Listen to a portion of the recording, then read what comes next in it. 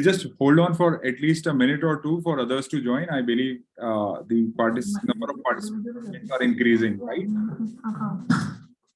Okay. Arpit sir, we are live now. Good afternoon, Arpit ji. Very good afternoon, Sapna ma'am. How are you? I'm good. आप सुनाइए? Ma'am. All is well. Thank you. And let's So see. 45 Yeah, and meanwhile others are joining, ma'am. First, I would like to congratulate all the participants because the responses that have come on the assessments are real good. Okay. And we received 83 responses. I think some 10 to 12 students have not attended the assessment. That list will be shared with you today. ताकि वो एक students को हम थोड़ा remind कर देंगे because 100% attendance is compulsory for all the live sessions and assessments for us to certify everyone, right? The engagement levels are also good, so it's really good to work with these everyone here. So that's great, ma'am. I think that's the all that credits. And it's all your efforts, your inputs, your support, and you are doing really a great job. Thank you so much, ma'am. You will be taking the session today? No, ma'am. So today we have Roma ma'am with us. Okay. I'll just give a little bit of introduction on ma'am, but we'll just wait for 2 more minutes so that everyone can join. Okay. Good afternoon, Dr. Sapna. Oh, ma'am. Good afternoon, ma'am. Good afternoon. Good to see you. Pleasure to be here amongst all of you. Great. It's pleasure for us too, ma'am. Nisha ma'am, just if you can just give a, perhaps just 2 minutes small brief about our college and the courses that we do. It will be good for, just a quick recap for Roma ma'am to understand the crowd that we have. Okay, sir. Good afternoon, everyone present here. Good afternoon, ma'am. Good afternoon. Roma ma'am, our college. Just a minute, ma'am. Echo is happening over there, ma'am. एक बार आप अपना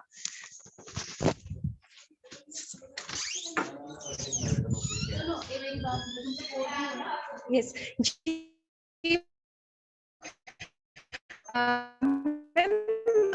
Our college is a very old renowned institute of teachers training, and it's an institution which is 69 years old, ma'am, and we are running 3 courses. First is Bachelor's of Education, and second is Masters of Education, and third is Postgraduate Diploma in Guidance and Counseling.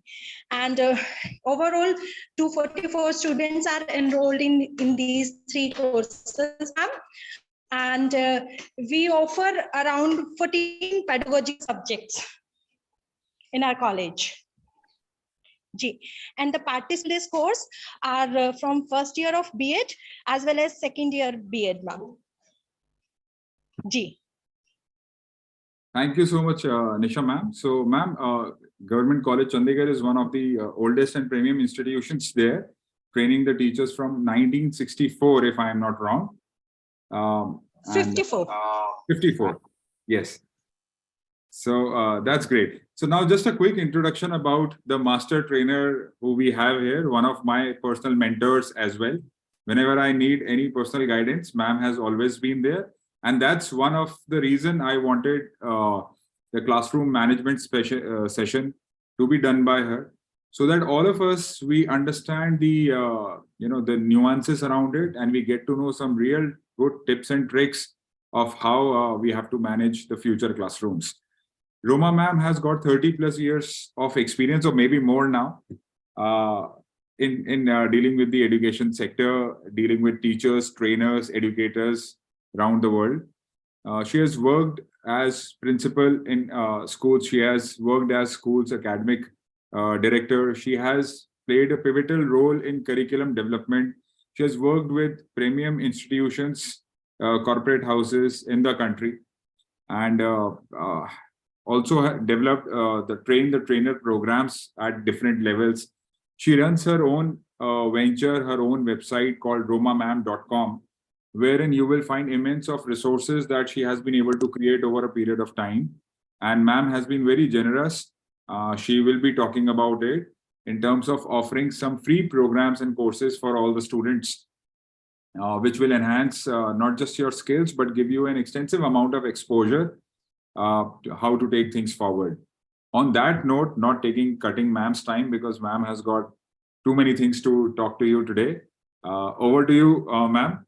And I'll be there in the session, though I'll be on a mute mode because this is now for you and the lovely set of people here. All right, over to you, ma'am. Thank you so much, Arpit. And once again, a very, very good afternoon to one and all present in this session today. I would start on a note saying that I consider myself just like one of you, sitting here maybe to learn something from all you young people out there, because I'm sure you come with very innovative and very different set of thinking. And it's great to see all of you wanting to, become teachers. That's a wonderful thing. And I hope your journey through your college and then getting into schools and teaching is going to be a very, very enjoyable one, right? So before I actually dive into the session, I just want to understand from a few of you, if I would get some responses from you. Arpit just mentioned classroom management. So can a few of you just give me a brief understanding of what you feel classroom management is all about? Yes, Sahib Preet. Yes. Yes. Good afternoon, ma'am. Good afternoon. Ma'am, classroom management is basically how we manage students. Like there are individual differences among students. Okay. So how we cooperate each and every student and how we make learning interesting so that All right. everyone can respond in the class and they don't feel boredom. Okay, nice. Thank you. Anybody else? Yes, ma'am. Ma'am, good afternoon, ma'am. Yes, good afternoon. Yeah, is it Yes, Savitaj or Shashi? Shashi, who is it? Ma'am Savitaj. Yes, Savitaj. Ma'am, classroom management can include anything and everything from the physical aspects as well as the other student aspect of it as well. Physically managing the class, how the benches and everything is arranged, and then on the other hand, how students are managed with the type of discipline that is supposed to be maintained in the class. Everything includes class management. All right. Yes, I think Shachi. Yes, Shachi this side. Ma'am, I feel classroom management is about understanding the needs of your students and making them participate in the learning process along with the decision about the teaching aids that you require in your class, so that the class is not monotonous. All the students, it is an inclusive class and all the students are included in the teaching learning process. Excellent. I think Priyanka has dropped a message in the chat box. Thank you, Priyanka, for that. And nice to hear all your responses. Yes, Japjit. Guys, I'll just like to interrupt in between. Please switch on your cameras so that Roma ma'am is also able to see you while you guys are interacting. With cameras off, it won't create much of a impact while you are undergoing this session. So kindly please abide by that. Keep your cameras on throughout the session. Thank you. Please continue. Yeah, I think it was Japjit who wanted to say something. Yes. Yes, ma'am. Ma'am, I want to add that according to me, classroom management is creating an enabling environment for the students so that each child feels empowered enough for effective learning to take place. Okay. All right. Arpit, can we have, I'd like to start with my presentation if I can.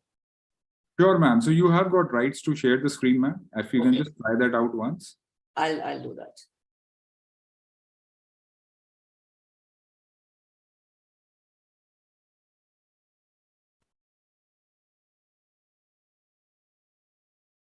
Yes, we are able to see the screen, ma'am. Right. Yeah. All right. Great. So, well, I just wanted to give a different title to today's topic. So I thought of calling it engaged classrooms more than saying classroom management. You know, that word management makes us become typical managers. And I think working with how to engage your students, like all of you rightly said, would be a better thing to talk about in today's session. So I'm going to talk about a few effective strategies today. I rather share them with you. But before I get into that, let me say a very warm welcome once again to all of you to this session. What we are going to look at is a few effective strategies with some hands-on activities which you could use or implement whenever you get into a classroom scenario. So typically our goal for today would be exploring 10 different strategies and see how we can take them forward. What is the way in which you can conduct those activities in class, and what is the end result of those activities in a classroom, right? So are we all ready? Yes, ma'am. You can just put capital R in the chat box if you're ready. Great. So friends, what do we mean by a theory? When we talk about theory, I'm sure you must be learning a lot of theories right now at college. What exactly is the meaning of theory? You can give me your own understanding of it, not the dictionary meaning per se, but whatever you understand of the word theory. Any just two of you maybe, so that. Ma'am, Yeah. Yes, anything that is supposed to explain something in a written manner, which is written in an organized system, like regarding anything at all. Any concept can be introduced by theory. That is like the basic thing, written thing, not the practical part, but just the written part. Okay. All right. Anybody else? Thanks. Anybody else? Yes. Ma'am, any kind of idea or any kind of, I would say, idea or principle? Mm-hmm. Okay. Thanks, Ashri. Yes. The academic literature present on a particular topic after a hypothesis has been formed and the experimentation has been conducted. The conclusion. Excellent. Excellent. Thank you. Views of a person on any particular topic. Views of a person on a particular topic. Okay. I think Shachi has come up with a very apt answer, because whenever we talk about a theory, it's something that you do a lot of research and then propound a theory about something, right? And once you propounded the theory, you're definitely going to want to test it, experiment what the outcome would be of a theory that you are propounding or proposing somewhere. Am I right? And once you've done that, then you are ready to actually implement it. So what we are going to look at today are actually theories which were proposed and propounded long back, and they have been implemented in classrooms by many, many teachers across the globe, and they have proved really effective, and students have definitely benefited through these strategies that we are going to talk about, right? So let's move on. We'll talk about our first strategy for today, which is building relationships with students. The most important thing for any teacher when she takes up a class or he takes up a class is how you build your relationship with your students. Because like we say, the first impression is the last impression. And once you have built that relationship, you are sure as a teacher that whatever you are going to conduct in the classroom is going to be taken well and responded to well by all your students. Now, there are so many different ways in which you can build relationships with your students. Can any of you give me anything that you feel is really going to work for you to build a relationship with your class students? Ma'am सबसे पहले तो समय देना पड़ेगा बच्चों लोग को ज्यादा से ज्यादा, और अपनी जो मतलब कहानी है उनको बतानी पड़ेगी, उनसे भी पूछना पड़ेगा आप कौन से बैकग्राउंड से हो, तो ज्यादा से ज्यादा समय देना चाहिए मेरे हिसाब से। ठीक है, thank you Abhilash. Anybody else? What would you use? How would you build a relationship with your Ma'am, students?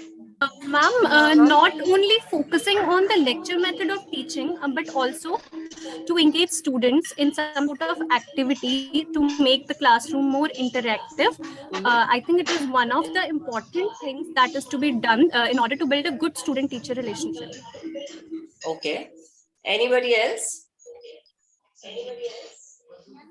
ma'am, if we make our teaching interesting, then it will be easy to interact with student and they'll build strong relationship with teachers. Mhm. Okay. So let's Ma'am, Create a yes. friendly environment. Yes, ma'am. Good afternoon. Good afternoon, Megha. Yes, ma'am. I think a friendly relationship must be there between a teacher and a student, so that the student is free to talk about anything to his or her teacher. So I think a friendly relationship is must between them.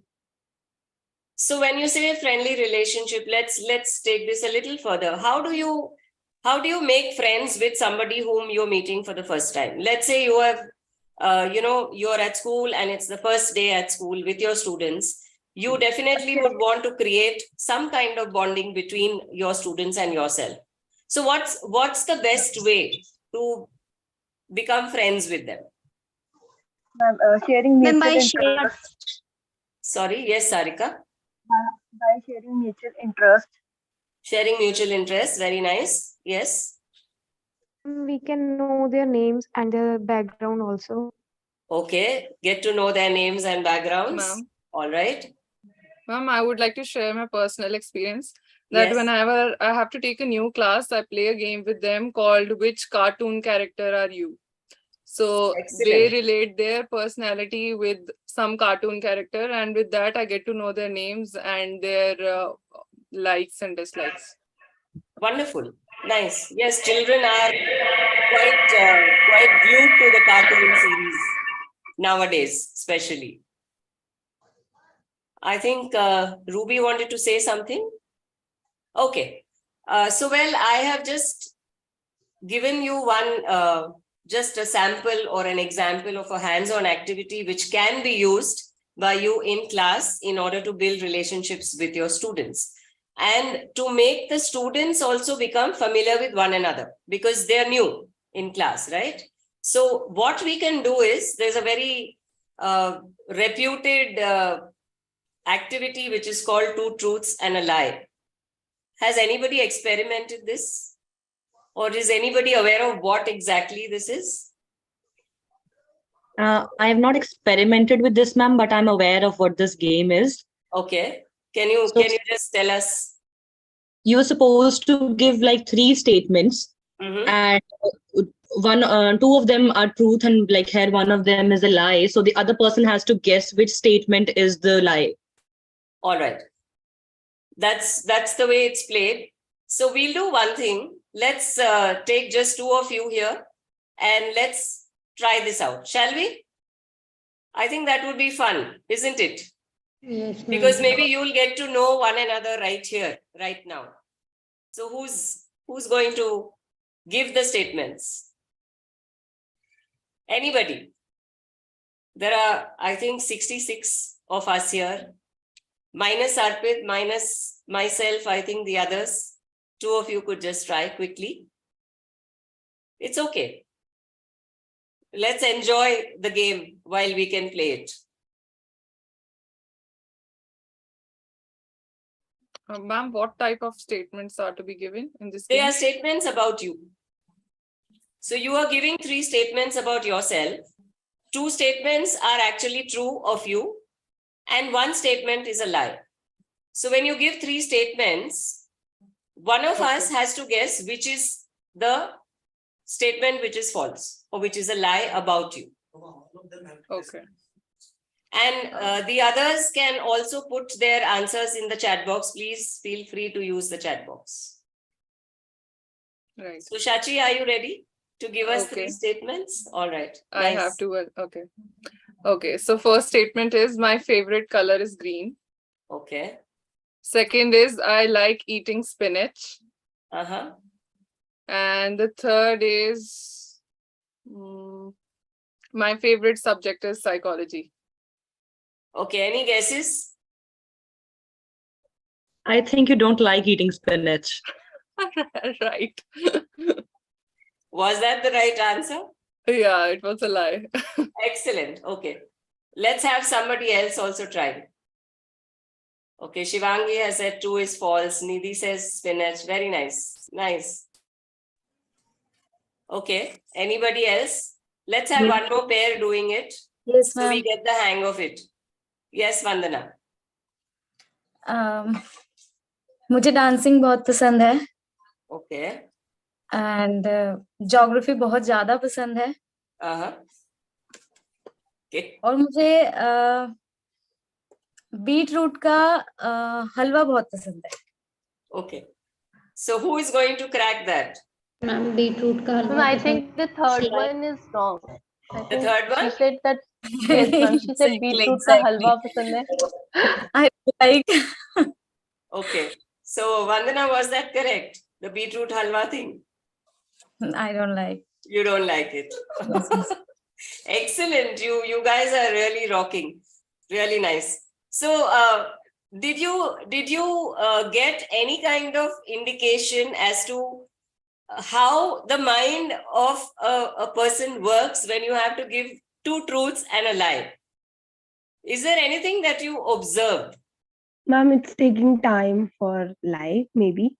Yes, because you have to really think and build up the lie, but the truth comes instantly. So usually the first statement that a person would give would be a true statement.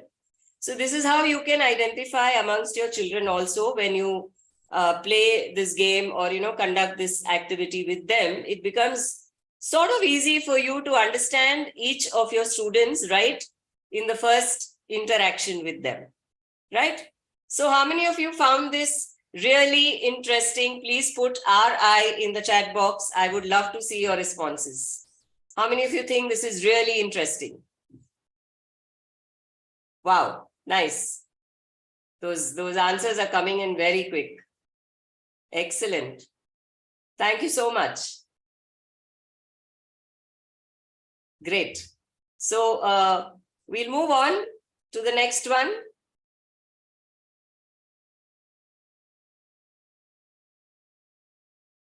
Well, the next strategy that I would share with all of you is called active learning.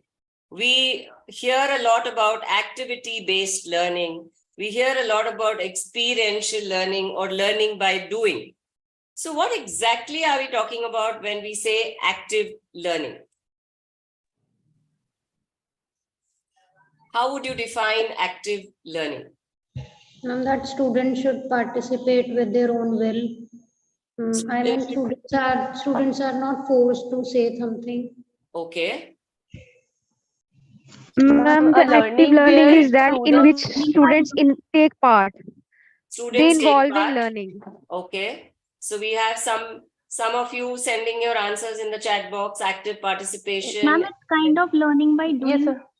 Yes, learning by doing. So where your participants or your students are the focus of the entire process of learning.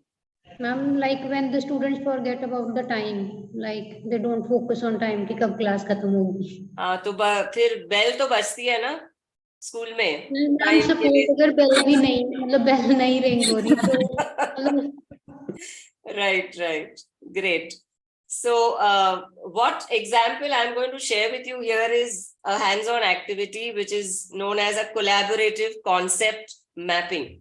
Now, a very big term, but a very simple thing to understand. So let's take each word and I think it'll be clear to all of us what exactly this activity involves. So when we talk about being collaborative, what exactly are we intending to say? Group of students. Okay, group of students. Just a group of students is collaborative. Collaboration between students and teachers as well. Collaboration between students and teachers. Okay. Any further brainstorming of this word? When do you say you're collaborating? What exactly are you doing when you say collaborating with somebody? Ma'am, when students are working with their own will and with interest, and they're helping each other. Helping each other, working at their own will, their pace. Okay. Anything else? When you collaborate? Interact each other. Yes, Vandana. Ma'am interact each other और अपने thoughts को जो भी है एक दूसरे से share करना, अपनी बताना, दूसरे की सुनना. It's collaborating learning. Excellent. Very nice. Thank you, Vandana. To achieve a specific goal, we collaborate. Specific goal. Yes, to achieve a goal, you collaborate. Absolutely right. What about concept? What do you mean by concept? What is a concept? What is collaboration? जब हम properly उसको जान पाएंगे कि collaboration है क्या, उसे समझ पाएंगे, वो कांसेप्ट है किसी भी चीज का. Okay. Any other explanation about the word concept? If you look at the word individually, what do you understand from the word concept? Any idea? Yeah, it's an idea. It's a thought. It can be fact. It can be fact too. Okay. Yes. Okay. Mapping. What does that word? I think it's very obvious. Mapping. What does it indicate to you?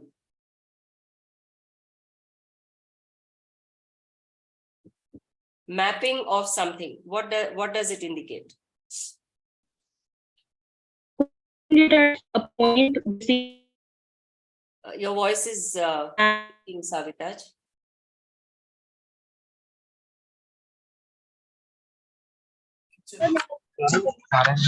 I think it is mapping means drawing an outline of something.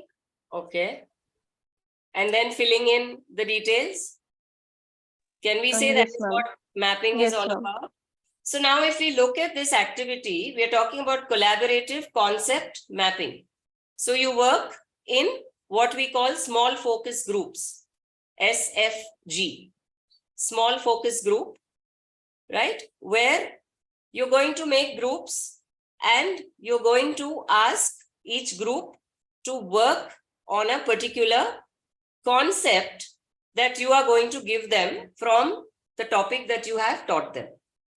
So let's take an example. I'll give you the topic. Let me see what concepts you can derive from that. Very simple topic, water. It's one of my favorites, water. So what are the concepts that you think you can teach in class about water? Importance of water cycle.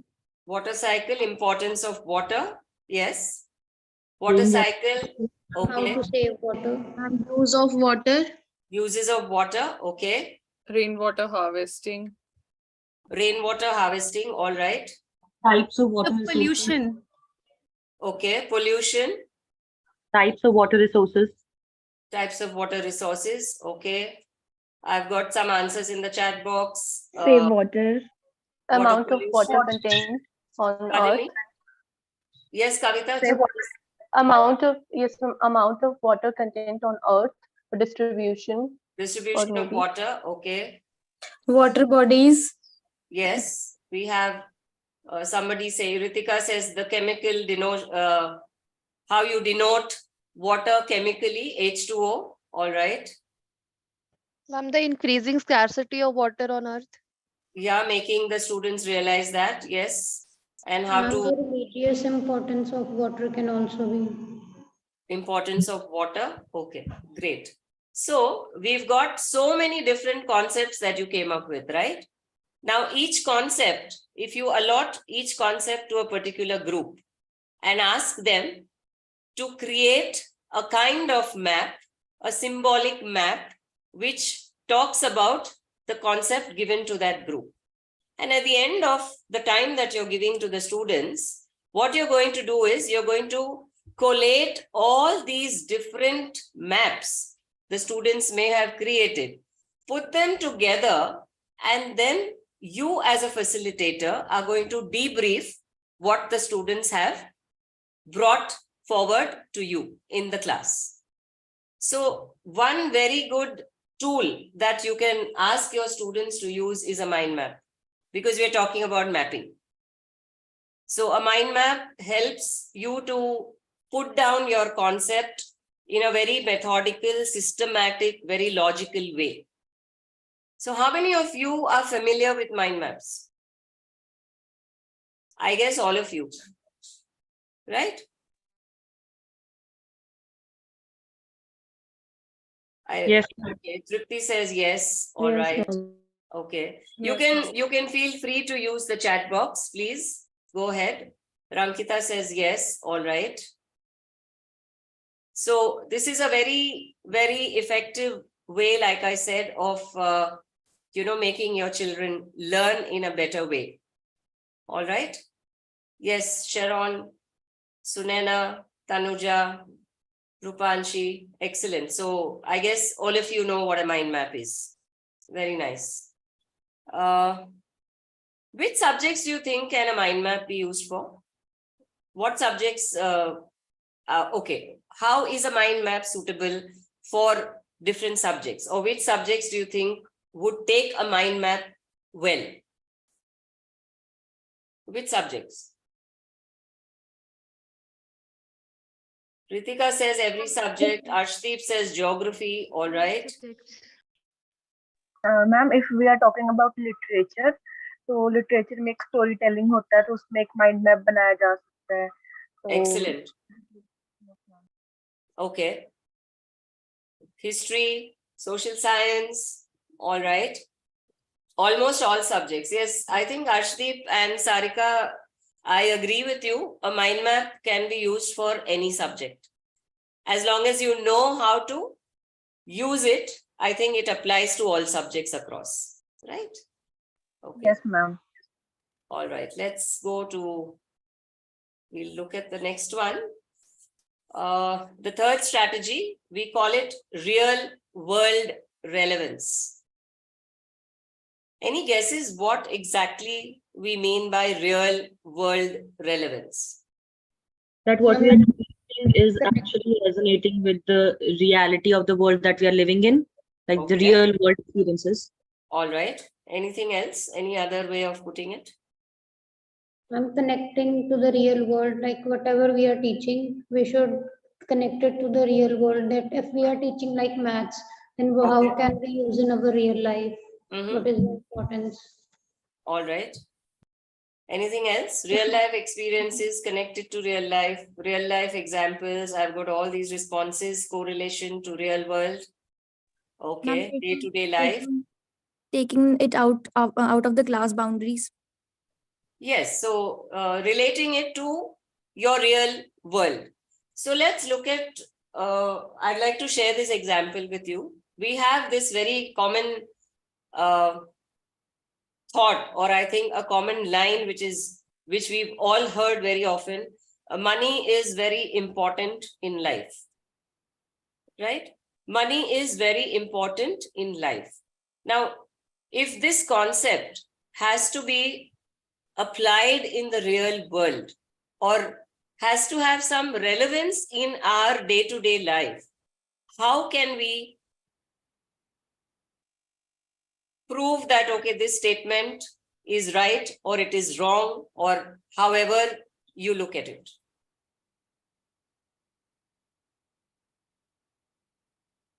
You got the question, right?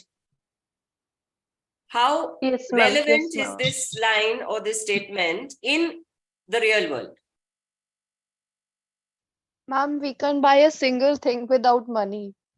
You can't buy a single thing without money. Okay. Ma'am, like if we talk about this class also, if we don't get admission into this college, then we won't be able to attend you and learn from you. Okay. All right. What else? And basically, Ma'am, we need money to buy food and other basic necessities too. like Okay. roti, kapda, and makan and all. This All all is right. because of money. Yes, exactly. I think Sarika has put that roti kapda makan somewhere in the message in the chat box. Okay. Money fulfills basic. Roti kapda makan with education also, ma'am. Absolutely. Absolutely. Yes. So let me say this. There is a child in school, or there is a person who is from a very affluent family and is given everything by the parents. So you may have these situations in your classrooms also, typically, where you have a student who comes from a very rich family, and there is a student who comes from not so very rich family, who are, working to fend for themselves.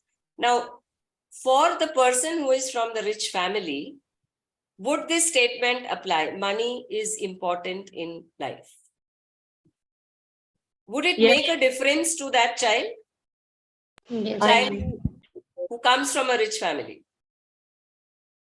Yes, ma'am. It would. I How? think. How? Like for the very like a middle class or a poor person, if you don't give them food, that is like one of the things that you won't have money. For a rich person, if you take away their cell phone, it will be like one of those things that you won't get a cell phone until you buy it, and they'll die without it. Well, yes, that is what is happening with students of today. Yes, the phone has become very important. I agree to that. But don't you think that this child would not be so concerned about money, because for him, okay, my dad has paid the fees, my dad is buying the books for me, my dad is buying the clothes for me, my mother is doing this for me. So for me, I don't think I have to worry about it. But for the other child who is from not a very affluent family, the child says that money is important for me because I help my dad and my mom by selling newspaper, or doing the newspaper distribution door to door early in the morning and then coming to the school, because that helps me to get money. So money is important for that child. So how do we say that the relevance to both these people is different? And the value of money is very different to both of them. Yeah, so why is it Knows different? the value of it. The other person is completely unaware of it because he does not know the source from where it is coming, and he's completely like he does not care about that either. Whereas the other person is working to get it and knows that if I don't do it, I won't get it. Okay. Any other thoughts? That middle class child is facing the reality, how they are struggling to earn money. Mm-hmm.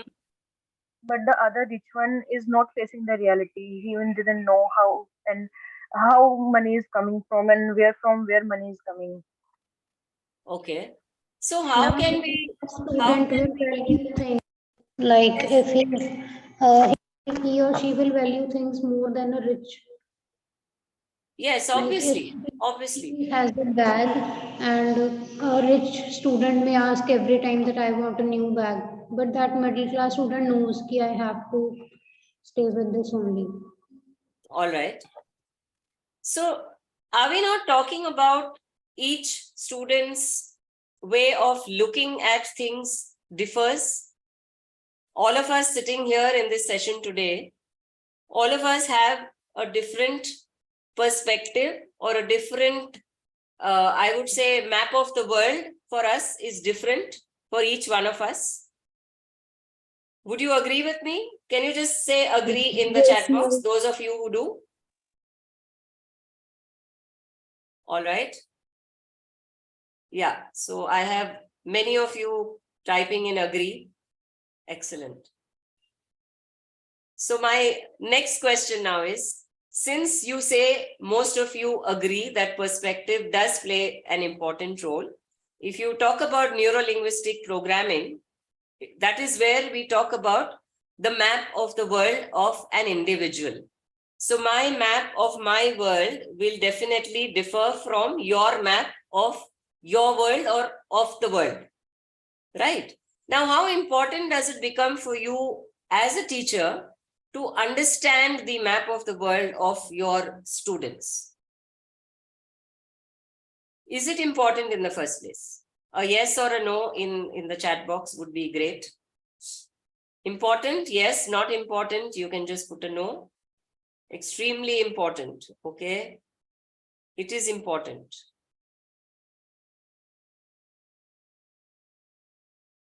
All right. Thank you for all those messages coming in.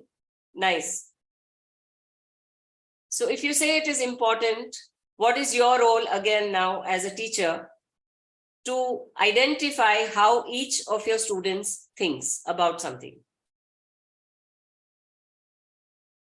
How important do you think it becomes for you to make your classroom more engaging, more effective, more entertaining, more realistic, I would say? Knowing their thought process, yes, Arshdeep, completely agree with you. Ma'am, So by how do you work interacting with on the this? students. Pardon me? Ma'am, by interacting with the students. By asking a lot of questions, do you think you Yes, can do ma'am. that? Yes, ma'am, solving their queries. Okay. And how much time do you think you need to give in a class to do this? You can't do it every day, right? So how long do you think it takes for you to understand where a child is coming from? Active listening, knowing their thought Ma'am, process, background interest, yes. We can fix a day in a week, and Yes, on that day okay. we will interact with the class and taking their problems or. Excellent, excellent. That's a wonderful way. At least if you do it once in a week, I think you are in touch, because every time the thought process keeps changing. So you will be able to understand what exactly your students want from you as their teacher or as their facilitator. And we can also ask them that if you are in any problem, you feel free whenever.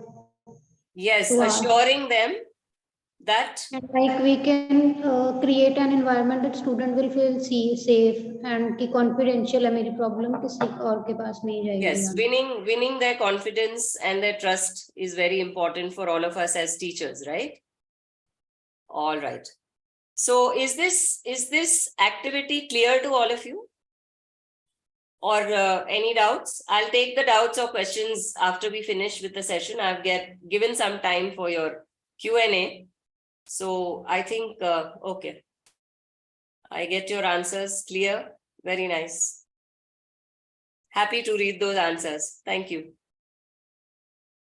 All right. So that, I think, takes me to the next strategy, which is feedback and reflection.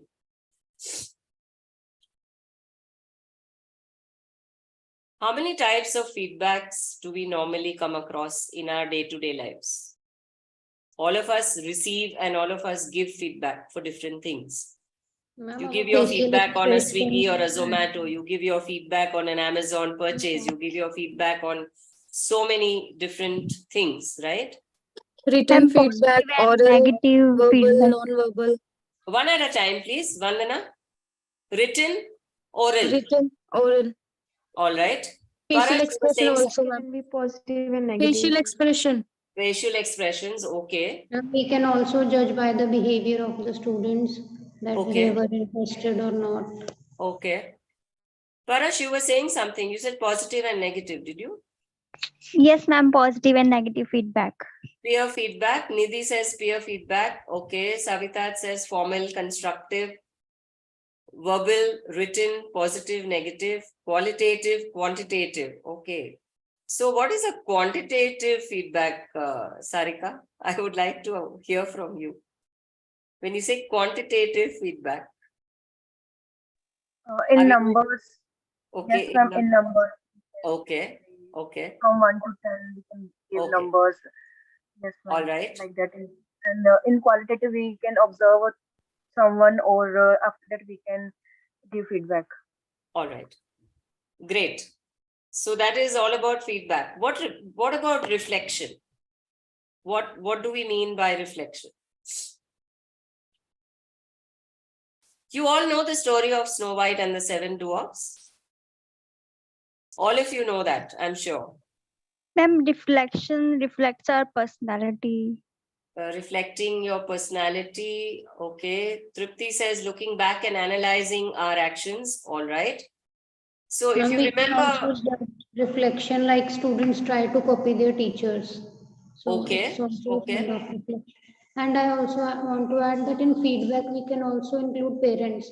Like students, most of the students share with their parents कि ये teacher ऐसा था, so we can also get their feedback from that. All right. Ma'am, I think reflecting is to looking up, to look upon. Look upon. If yes, ma'am. If a child is reflecting on his learning, that means he is looking upon it and he's seeing if anything he needs to know more, or is there anything that he is lagging behind. All right. We have some very interesting answers coming up still. Students reflect the things they learn in their behavior, and analysis of our performance and planning our future performance accordingly. Yes, Ritika, excellent explanation given by you. Thank you for that. Contemplating on your performance. So now when you give an assignment to your students, suppose you've given an assignment, a simple worksheet to be done, or a small chapter check that you have given to them. Instead of you sitting and doing the correction, suppose you tell the students to exchange whatever they have done and then ask them to go through the responses and typically do a correction of that work done by their peer. Okay? And then give a feedback. How many of you think this really works in a class? Instead of you being the person to, look into the assignments, correcting the answers or whatever it may be, whatever assignment you have given to them. How well would it work if you just put them into pairs, ask them to give their sheets to one another, their assignments, and look into it and then give a feedback to their partner? How would that work? It can be time consuming. It will work and it will encourage teamwork. Absolutely. It gives you scope to work in a team. This we are talking in pairs. It can be time consuming, Ritika, I agree. But, when you start doing this in a classroom, you are actually making your students feel that they matter. They are equally important as you are as a facilitator. Am I right? Do you think that makes sense? Shivangi says it will work. It's very comfortable, beneficial for the future. Yes, because now you are already putting them into the practice of hearing feedback, getting feedback, which will prepare them to maybe get even more critical feedback as they grow up. So they will not feel upset or offended when somebody gives them a very critical feedback as they go to the higher classes, because that is what will happen in the higher classes, right? At the same time, when a mistake is pointed out or some lack is pointed out, you start reflecting for yourself and start analyzing mentally that, okay, this is where I went wrong. How can I correct that? Excuse me. So I think this is something, just excuse me, I'll just take some water.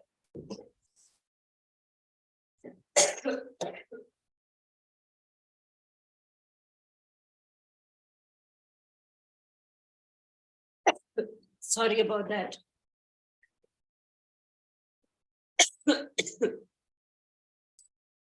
Yeah, I have some more feedback here. Feedback by the teacher can make students conscious. They may feel nervous. Peer feedback is more effective. Yes, absolutely. So, how many of you would actually want to try this out? Just write I in the chat box if you're ready to try this out.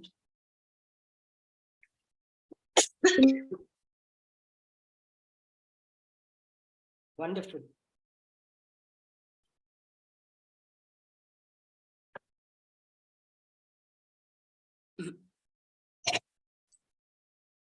I would really love to get some feedback when you try this out. I would be really happy to see how you've implemented it and how it has worked for all of you. Ma'am, but wouldn't it somewhere work against it as well, considering the students are friends and they might not actually give each other like the accurate feedback? There is always scope for that, Savitaj. But again, I would say that if you feel by now, I think before you actually get into this strategy, you would have already built your relationship. You would have understood your students. So when you know that you have children who are really close and will, shelter one another, you don't put them into the pairs accordingly. You shuffle the pairs, right? So you put people who are not so very friendly, not so very comfortable, if that is going to work for you. This again, I would say, differs from case to case in a classroom. All right, ma'am. Okay, so let's move on. We move to strategy 5. Sorry.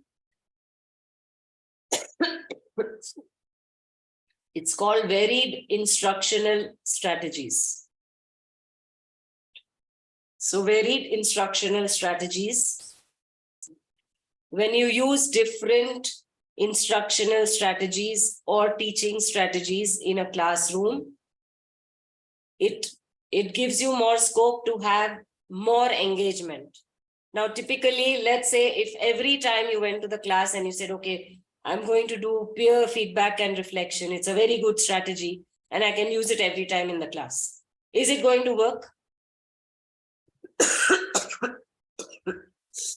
It's like saying कि भाई आप रोज राजमा चावल खा लो, मैं और कुछ नहीं बना सकती हूँ. Will it work? No, ma'am. No, ma'am. No, it doesn't. So you need to be prepared to use different strategies in order to make your classroom more impactful, right? So what strategy we can, what activity we can look at here is, it's called a jigsaw cooperative learning. If you can see the image, I think it's very clear what it indicates. Now, how do we do this? When we say jigsaw cooperative learning, I'll share an example with you, which I've been using for many years in various schools that I've been associated with. And we started this right from grade 2. And it has worked very well for the teachers. So let's say you have any teachers, any of you pursuing English as your subject of teaching,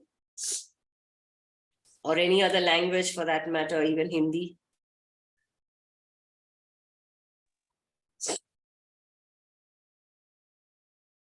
Okay. Savitaj, English? Yes, ma'am. Oh, okay. So I think this is applicable to any subject. English has been my subject, so I keep jumping back to English somehow. But what you typically do is, suppose you're going to teach, let's say, a poem, for example. You have multiple stanzas in a poem. Now you can divide your class into small focus groups, right? And you give one stanza to each group. And you're going to ask the group to sit, read the stanza, pick out difficult words from the stanza, create different kinds of objective questions from that stanza. It can be a fill in the blank, it can be an MCQ, it can be one word, anything at all, right? And they're going to have all of this ready with them. So every group is given, all of them are given equal time. So if, let's say we are taking a 45-minute period, typically, okay? Now, the first 15 minutes, you could maybe give to these groups to work on whatever stanza they have. Now, once you've finished with that, you're going to invite each group to come and read out the stanza, right? So while you're doing that, say stanza 1, stanza 2, stanza 3, 4, 5, everybody has come as a group. One of them has done the reading of the stanza. It can be even set to a tune. If the group is really creative and innovative, they would maybe set a tune to that stanza. And it's always welcome, right? Because when a poem is sung, I think it sinks in better than just reading it out. So give them an opportunity to do that, to explore what they're capable of doing. Once you've finished with all that, again, your group 1 is going to come up with the tough words or difficult words which you're going to put on the board. Every group comes up with whatever difficult words they have, you're going to write it on the board. Then you're going to throw it open to the entire class to give you the meanings of those words. Suppose you have identified 15 words in all which are not easy for the class to understand. You will be surprised that when you throw open the questions to the students, you will barely have 3 to 4 words at the end of that session which are actually not understood by any children in your class. And they would have given you the meanings of the other words. So by doing this, by asking the groups to present their questions to the other groups, what you actually have done is you have covered your entire lesson in a maximum of, I would say with my experience, 2 sessions. We normally tend to struggle in school. We have so many periods. We have to finish the portion. We have to complete this syllabus. We have to finish so many chapters. Now, by adopting this activity, you are reducing the number of sessions that you would require to teach that particular concept. And this applies to any subject, as I said. It is not only with language. So again, my question to all of you is, question one is, how many of you feel that this will work in the real life situation for you in class? That's my question 1. And question 2 is, how many of you are prepared to use it, even as practice amongst yourselves?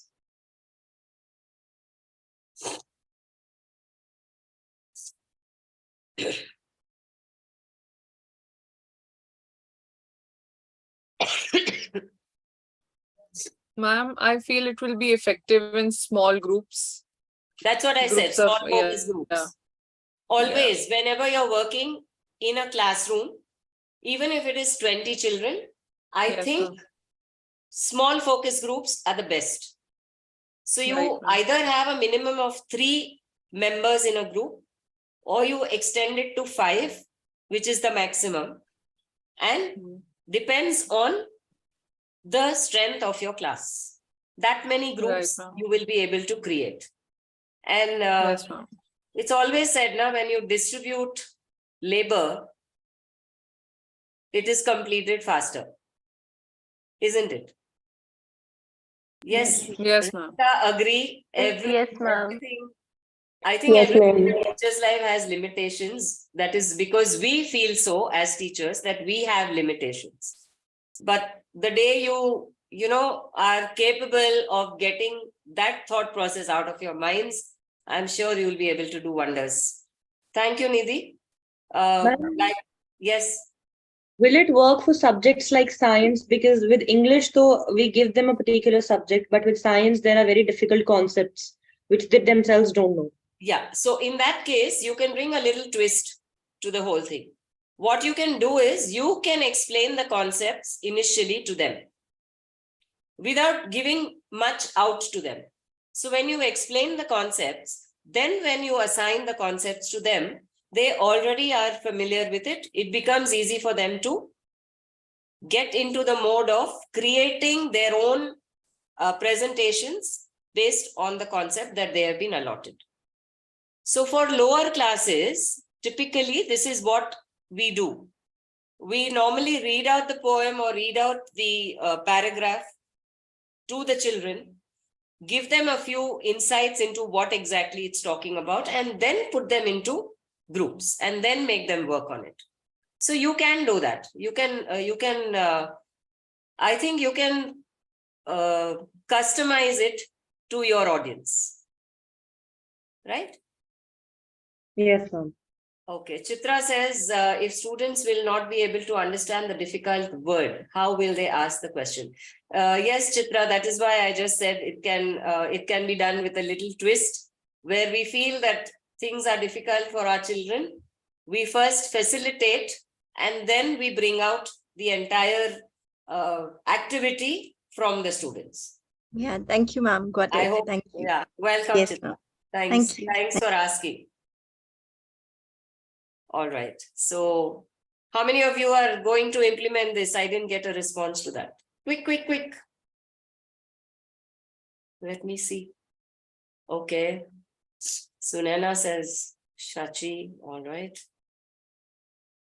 All the risk takers, I think, are going to put a yes over there. All those who are willing to take a risk.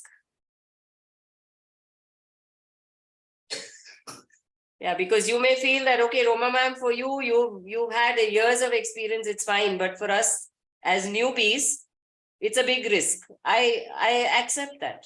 But I think as teachers and facilitators, we are always ready to take a risk, aren't we? To do something different for our students. Thank you for your responses. Okay. We'll move on to the next strategy. I think all of us like this, gamification. We're all very fond of playing games, right? Not figuratively, I mean literally, playing games. Great. So what are we going to do here in this activity? What I will be showing you an example. There's an activity which I have taken, which is called Jeopardy Game Review. Okay. Now, this game is basically used when you want to do a recap, or you want to see how much of retention has happened for any concept that you may have taught the students. All right. And using games in education. Absolutely. Yes, Navjot. How many of you think games are a waste of time when you have to teach? Children get carried away, children go astray, children just get digressed from the main topic in the class when you start using games in the classroom. How many of you?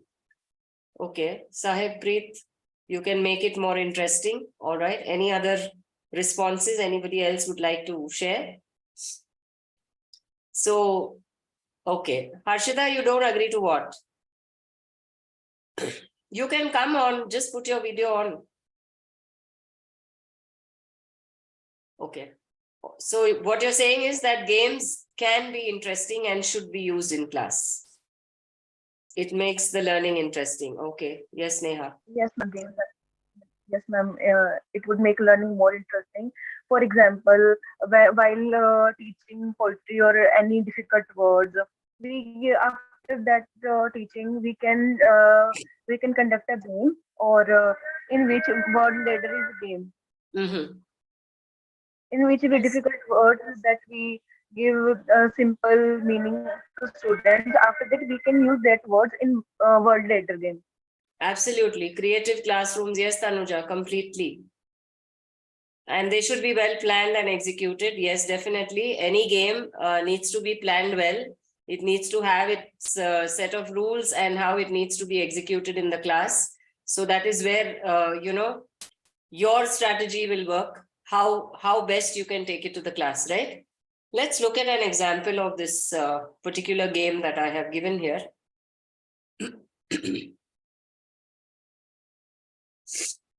Okay. So I hope all of you can see my slide. One of you just select a number. Can you just select a number? Anybody at random. 2. Just one number. 2. 4. No. One at a time. I can't click all together. Let's take one number at a time. Any one of you. Vandana says 2. Okay. So Vandana, can you tell me what exactly, what strategy do you think this is? Collaborative learning. Okay. Shall we check whether Vandana gave the right answer? Active learning is the strategy. All right. Collaborative concept mapping was the activity that we spoke about for active learning. Right. So any other number? 3. 1. 5. 1. Okay. What is 1? What do you think that is? What strategy is this? It's collaborative learning. 1. Shall we check? Yes, ma'am. Shall we check? Learning by doing. Building relationships with students. That was the first strategy that we talked about. All right. The remaining? Okay, I'll take 4. Fourth one. Who was that? 4th one? Shivangi? Ma'am, fourth. Yes, ma'am. Okay, tell me what it is, Ma'am, Shivangi. reflective. Ma'am, I think reflective learning. Ma'am, may I? Yes. Yes, ma'am, reflective learning. Ma'am, it's feedback and reflection. Feedback and? Reflection and feedback. Same, Yes, ma'am. Harshita. Let's check whether you got it right. Feedback and reflection. Excellent. Excellent. So can we all just clap for Harshita? She got it right. No, I'm so sad. Okay. What else? What else are we left with? Third. Third What one. one? Third one is real world relevance. Yes, ma'am. Real world experiences. Real world relevance. Excellent. It's absolutely right. And we have only one left. Any guesses? Jigsaw. Jigsaw. Varied instruction strategies. Okay. Jigsaw. Let's see what it is. Varied instruction strategies. Yes, varied instructional strategies. Excellent. So when you do something of this kind in your classroom, don't you think you're adding a lot of curiosity, a lot of interest, a lot of inquisitiveness, a lot of healthy competition in your class? So typically when you've taught a particular concept, how you can use this is, you need not have everything digital. If you don't have digital resources, you can always make flashcards. The best way to implement this in a classroom. You can have your flashcards. You can have a list of whatever you want to ask them as a question. And every image that you put, you can use a picture, you can use a drawing, you can use some infographic, you can use even words to ask the students to answer those questions which are related to the concept that you've taught. So when you do that, you give points to every question that is answered right. You can work in teams, you can work in pairs, you can work individually if the class strength is a small number, like say 20 to 25 students, because you would give a chance to every student to answer you. And in that way, you are assured that the students have understood the concept that you have taken to class. Now, how does this fit into your minds as an interesting game? And how many of you think you really would want to go in for this and make your students participate? This is just one activity which I have given you. There are plenty that you can think of as games. Thank you, Tripti. Thank you.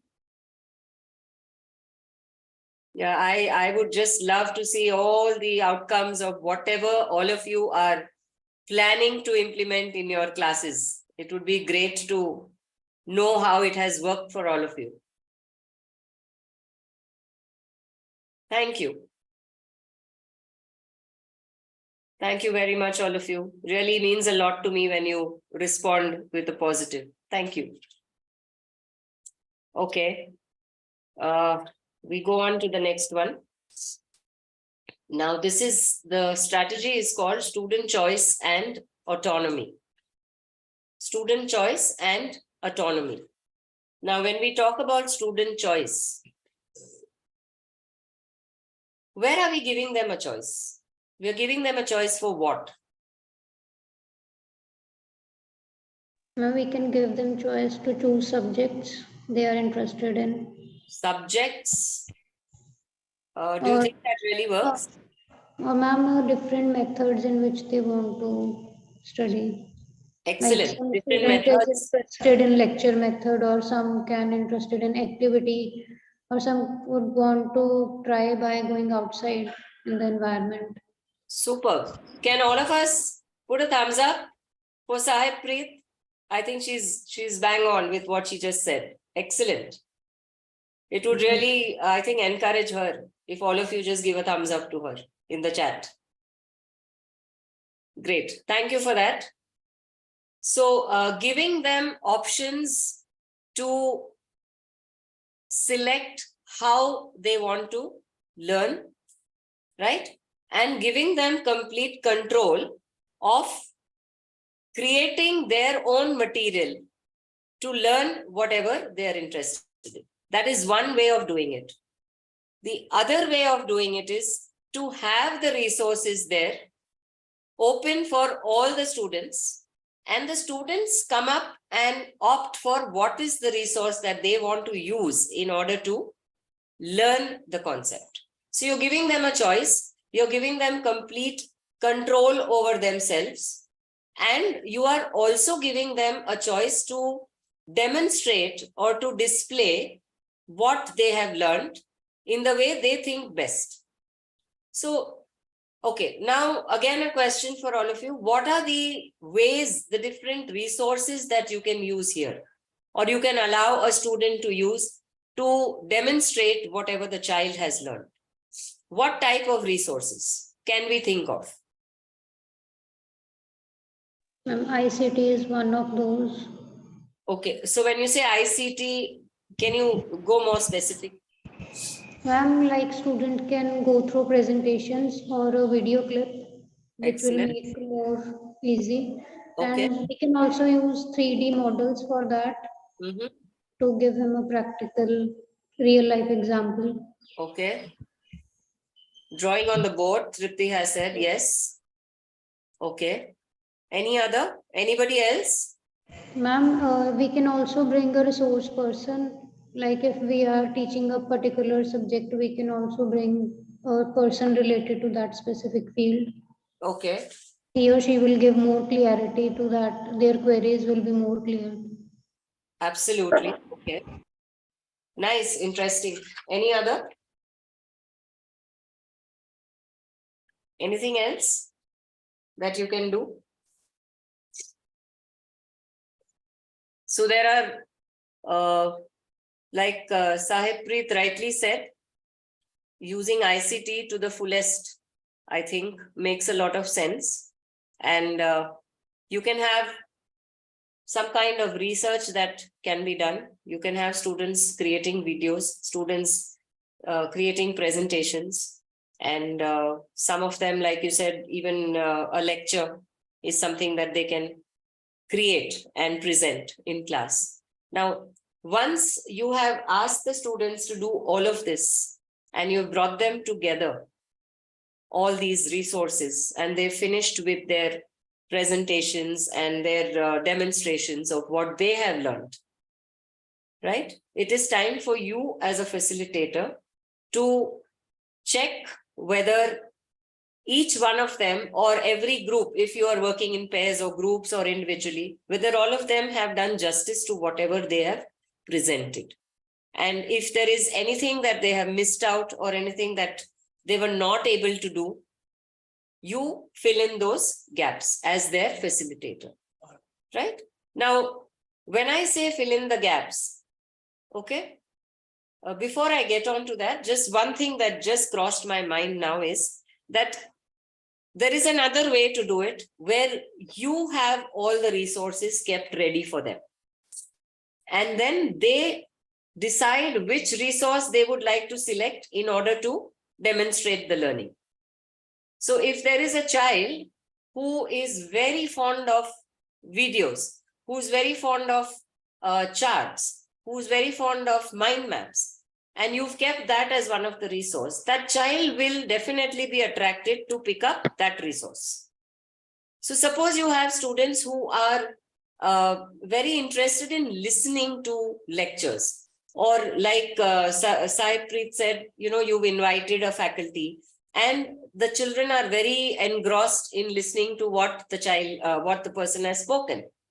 Now that also becomes a very handy resource for these kind of students who like to listen, right? There may be some students who are very keen on doing a research or writing an entire paragraph, or some kind of theory which they are able to present to you. There may be some students who want to actually take up the resource where they are supposed to work with their hands and brain and try and fix those things and then present that as a learning. So when I'm talking about all these different types of students, what exactly am I talking about? I will be taking this up further also. Pardon me? Individual differences. Individual differences. Okay. Anything else? Anything else that you can think of when I say students, when they look at something, they are able to absorb Visual learners, Okay. kinesthetic learners, audio learners, like that. Absolutely. So Shachi, can you put that in the chat box, please? Yes. Thank you. So we are talking about different types of learners here. And I'm sure all of you are aware of what we call, I put it in the chat box. Are we aware of this? The Special VARC model? child. Visual, audio, and kinesthetic, yes. Special child, I would not bring them here because they have a completely different way of learning, right? But the R that we missed out here, V is visual, A is auditory. The R stands for read and write. So typically there are children who may not be listening or may not be looking at you when you're teaching in class and they're busy writing down something. So those are typically children who learn from reading and writing. What they have written, they will read over and over again, and then they're very comfortable to present that. So VARC model talks about the different learning styles of individuals. All of us have our predominant learning styles, all right? So this particular, pardon me? When like Dr. Gulshan sir जब वो हमारे college में आए थे, he also told that he is not interested in reading books. Only he like to listen to audio of any book. So Right, that is also right. So he's very predominantly an auditory learner. Yes, ma'am. He said that he'll always find a book auditory in the audit version. Like he don't like to read much. True, true. Yes. So all of us, now I think all of us can identify what our predominant learning style is for all of you. I think now you'll be able to guess what it is for each one of you. So I think, is this quite clear now where we are coming from when we talk about this strategy? Are we clear? A C in the chat box if you're clear.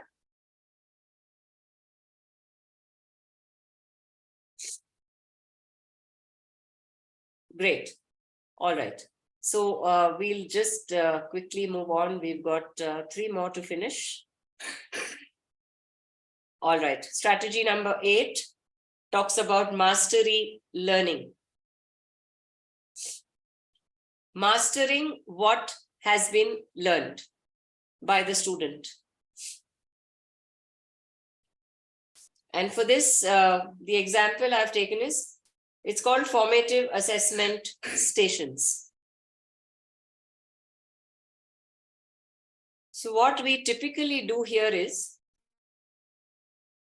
we create different stations in our classroom. All right. And each station is actually a kind of formative assessment. Are you all familiar with formative assessments? You know what formative assessments are all about, I'm sure. You do. Okay. So you create separate stations for whatever formative assessments you want to give to the students.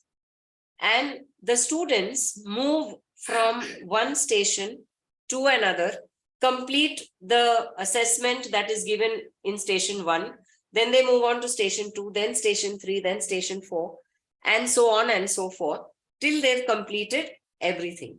And at the end of it, you derive at your result after seeing how every student has performed in the formative assessment.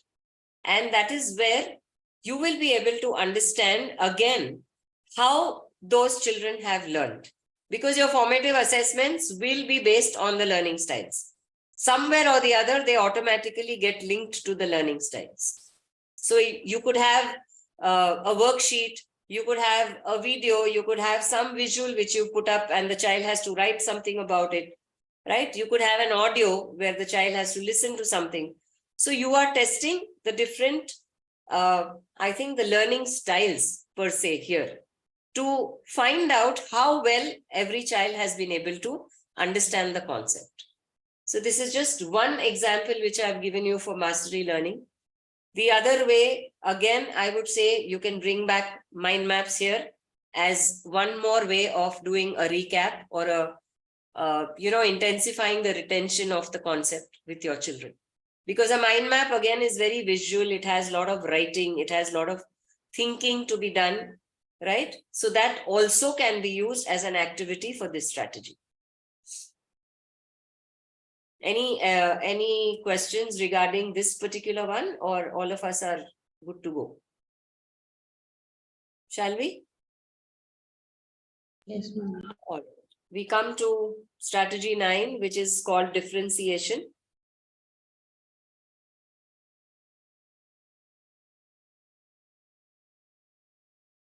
And it talks about learning styles. Differentiating instruction to meet individual student needs. Differentiated instruction is something which even the NEP talks a lot about, the NEP 2020. And here, one way of doing this is by using learning stations. We just looked at formative assessment stations. In a similar way, you can have learning stations, or you can have very simply desks where you are going to display your resource material as a facilitator. And a child who is comfortable going to the visual and learning the concept through visuals will do exactly that. And the ARK, the other types of learners, will obviously be attracted to the way in which they learn. They would go to that particular station and understand what the concept is all about. Now here, definitely, there is work for you as a facilitator. You will have to create those resources for your students to learn that the particular concept that you want them to learn.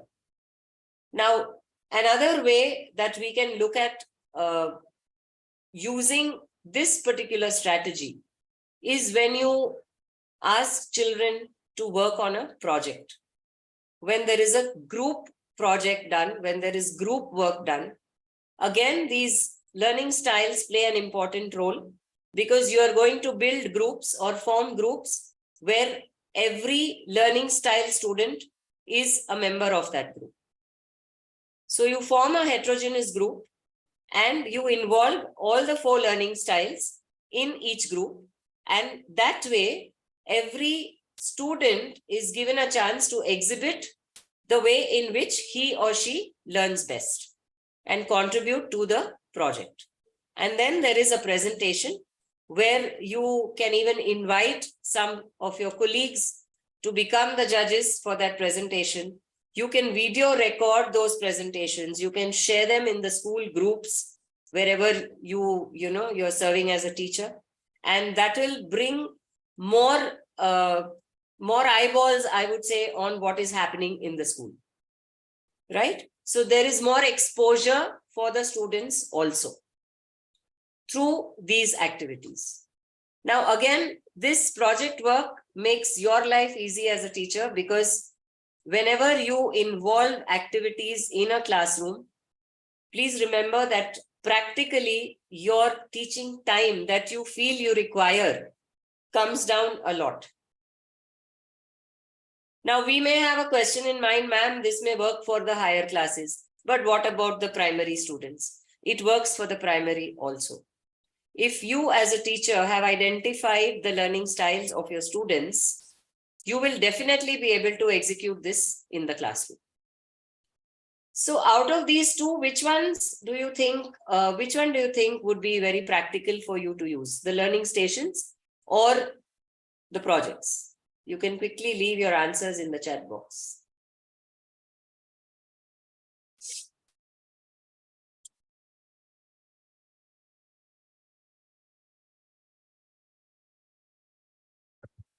Projects, okay. Easier to work with.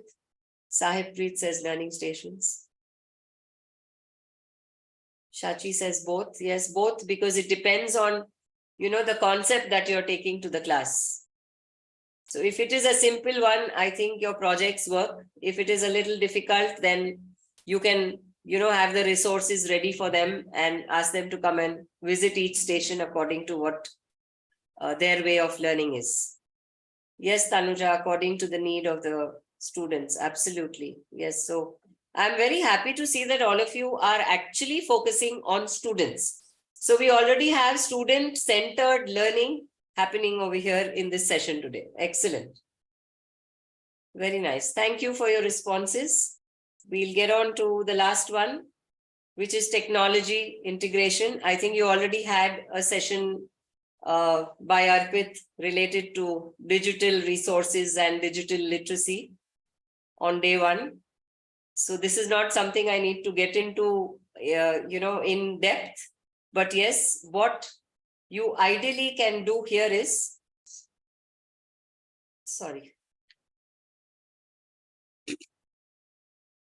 you integrate technology into the classroom and see how you can increase the engagement of your students in learning a particular concept. Now here there is something which we call a digital escape room, where actually the students are supposed to escape from the digital environment, or they are caught. Now how this works is, this activity, again, say you have on, say, the ground floor, you've got about 6 classrooms. You can use those 6 classrooms as individual digital escape rooms, where you're going to place certain resources related to the concept. Now, for example, say in room 1, you have created something on the smart board, if you have a smart board, and the student is asked to come to that room and work on that particular question and solve whatever you have put on the smart board. Suppose the student gets it right. What we tell the student is, excellent, you have escaped from the digital environment and you move to the next level. So the student moves to the next room and then the next. Suppose at one given point, the child is not able to get the right answer. The child has to come back to you. Okay, you're going to explain what the actual answer was to that particular question that you may have put there. Now, these questions can be in different formats, which I will be discussing with you just after I complete this strategy. What I've done is I've collated all these 10 strategies into something called the 5R system, where R, I think all of you can guess, it stands for my name. So I just thought of doing something different and sharing that with all of you. So I'll do that right after this strategy. This is very interesting. If you don't have classrooms, you can even have small kiosks or something arranged in the play area where they go from one place to another. And, it makes it interesting because it's like putting them through a maze where they are going and finding their way to become relieved or free from this digital environment.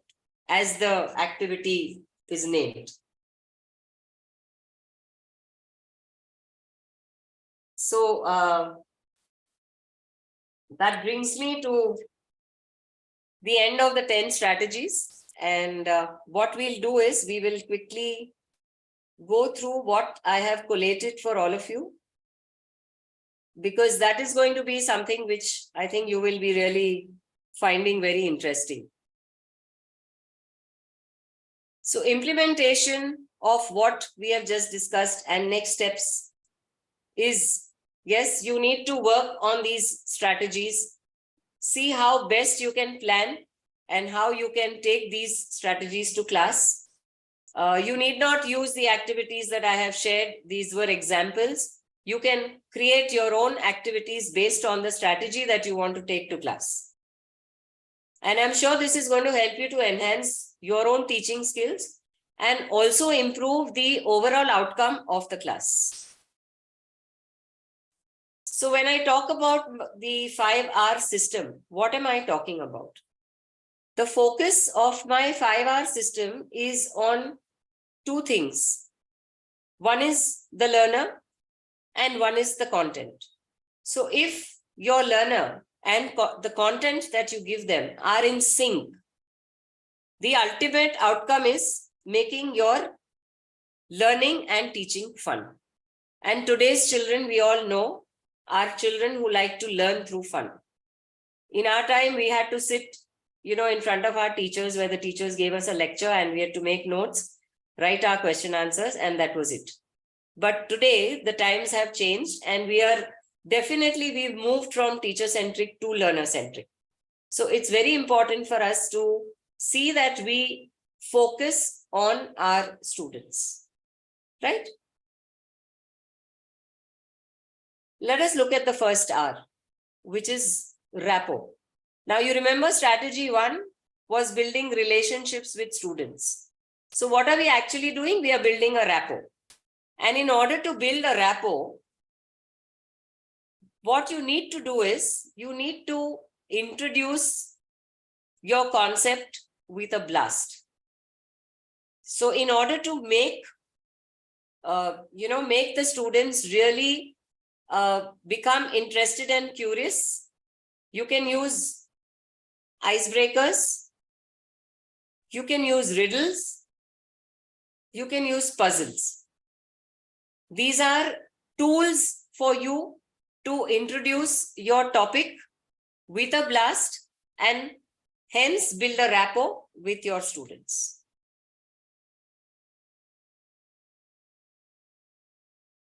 The second R talks about reaching out to your students. Now you build a rapport. Now, obviously you have to reach out to your students. And how do you reach out to them?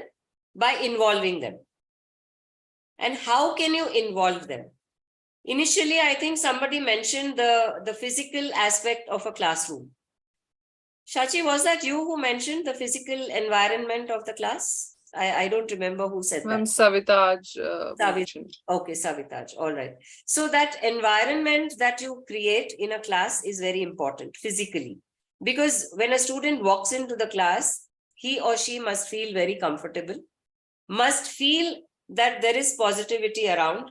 There should be enough light, air, and room to move about in that class. So your physical environment is very important to start with in case you want to involve your learners. The next important thing that you do is whatever the concept is. I have taken the example of English here. When you talk to them about the importance of what you are going to actually teach them, how important it is for them to learn. So if I am typically going to talk about, there are students, especially when it comes to social science, like my own son, when he had to study the Mughal dynasty, he said, I don't need to know because all these people are buried long back in their graves. Why should I learn about Akbar and Humayun, and how does it matter to me in my time? So what is the importance of the concept that you're going to teach? I think has to be made clear to the students. Now, the third way is by using fun tools. How can you involve your students? You can use games where you use balloons. Typically, I can suggest, if you're going to teach a particular concept, let us say, can any one of you just tell me a concept, a very simple one? You can just put it in the chat.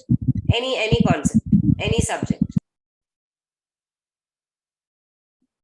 Anyone, just any topic that you feel you want to teach your students.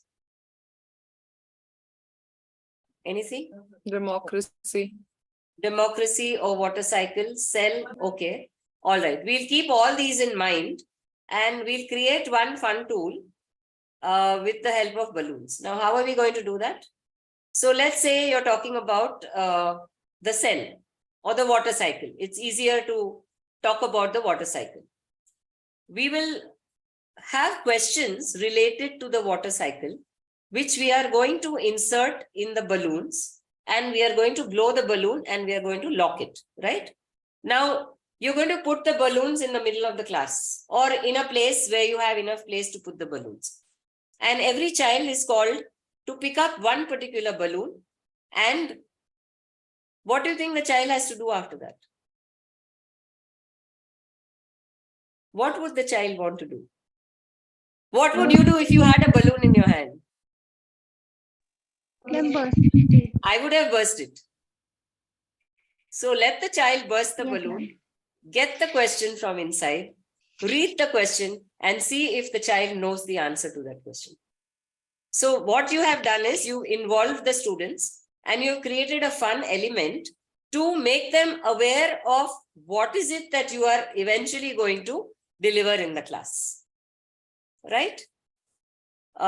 Democracy, treasure hunt, right?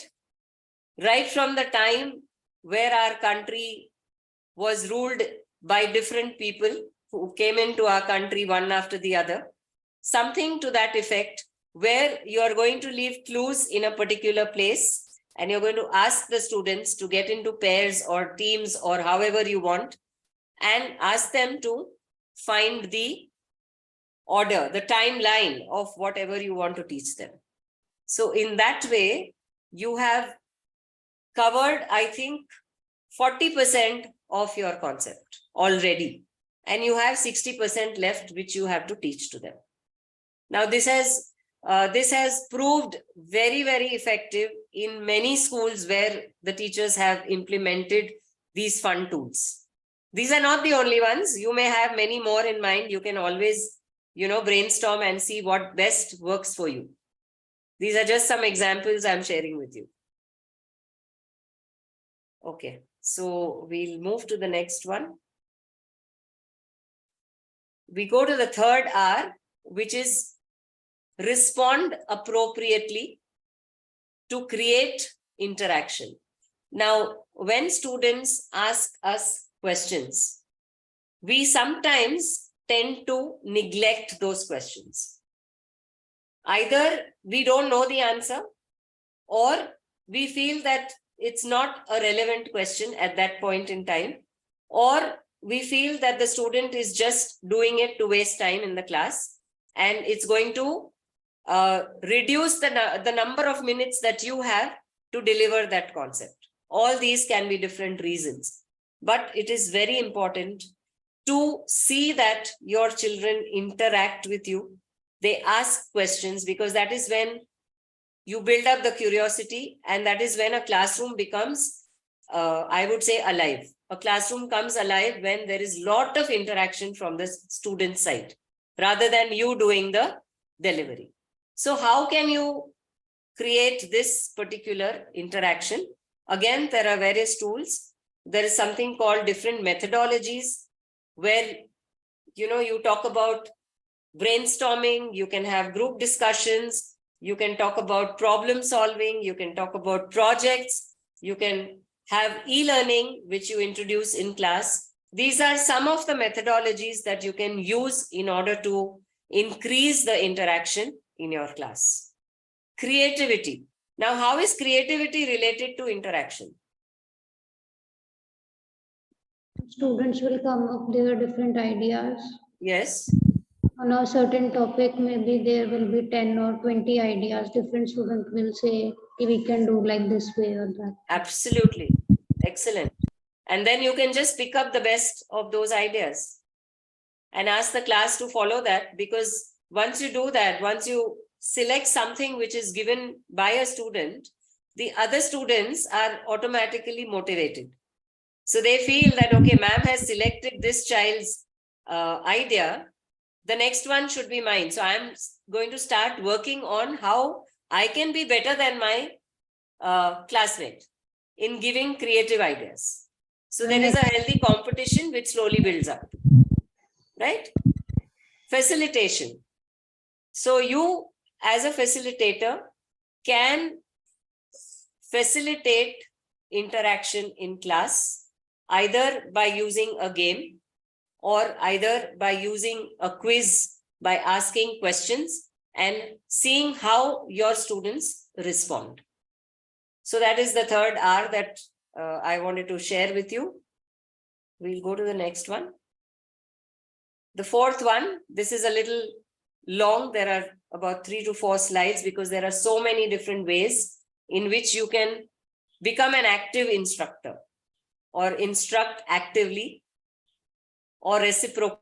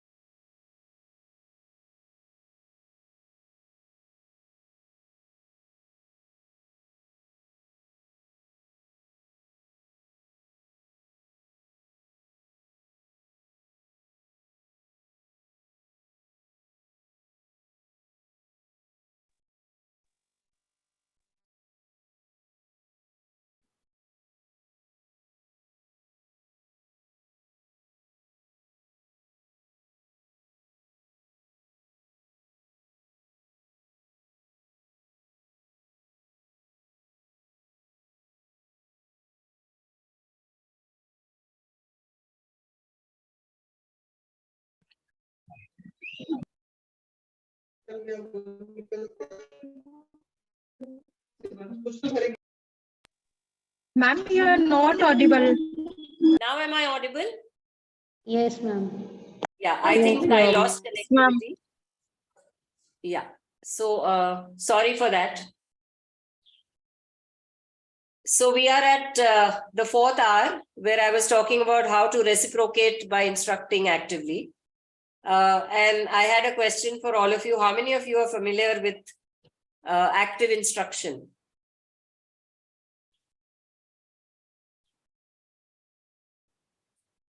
Flipped classrooms? Anybody?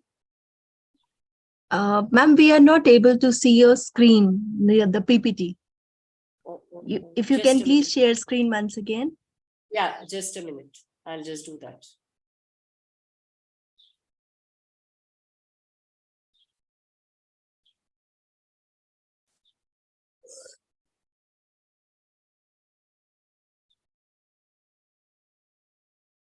Is it visible now? Yes, Yes, it is. Sorry, Yes, sorry ma'am. for that. Yes, ma'am. No worries, ma'am. Okay.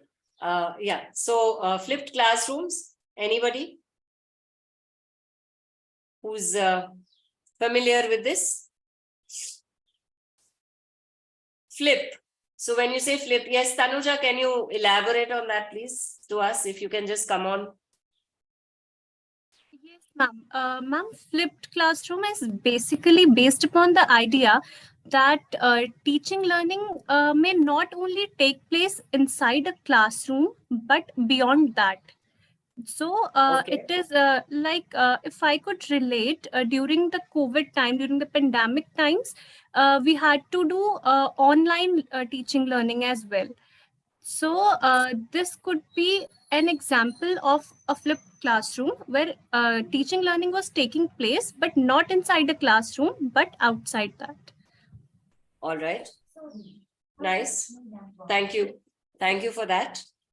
And when we talk about flipped classrooms, there are various ways in which a flipped classroom can be utilized by a facilitator. I think there are some 7 to 8 different ways in which we can do that.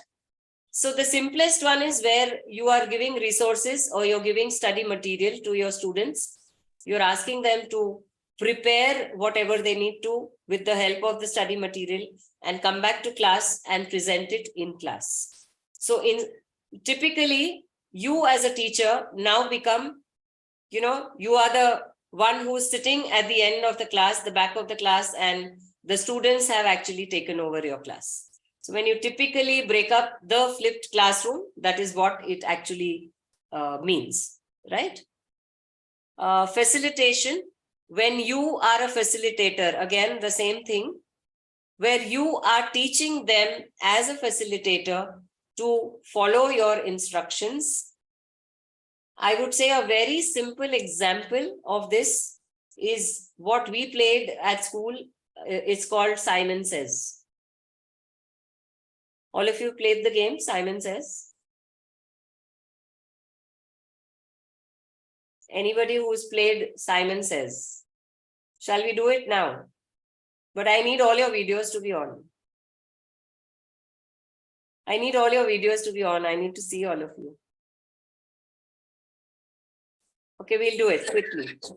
Just quickly, 2 minutes. Okay. So it goes this way, the game. I'm Simon. And when I say Simon says, touch your nose, you touch your nose. Okay. If Simon says, touch your head, you touch your head. Touch your ears. Simon didn't say. Simon did not say touch your ears. So this is a very, very easy and very nice way to give instructions to your students about the concept that you want to take to class. Shall we play this? Are all of you ready? Yes, ma'am. Yes, Yeah? ma'am. Yes, All ma'am. right. So quickly, shall we start?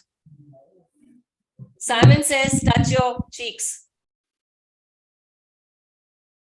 Simon says, touch your ears. Simon says, touch your chin. Laugh. Tanuja. Okay. Simon didn't ask you to laugh. Simon is a very wicked king, actually, in some story I had read long back. So he would never give anything to make his kingdom people feel happy. He was always wicked. Anyway, that was just a little joke to add little fun element to the session. And you can carry this game to class. It's very interesting. All right. So that is what I mean by facilitation. Let's look at some of the others. You have simulations, wherein simulations are very, very useful in especially subjects like science and math. They are used a lot by teachers. So when we say simulations, what are we talking about? Ma'am, like we are, but there are no students.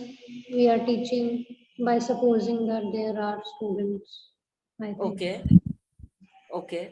Anybody else? It's a kind of virtual lab. Okay. Virtual lab. All right. Yes, ma'am. Any other explanation of simulation? Tripti says enacting something. Enacting something. Role yes. play.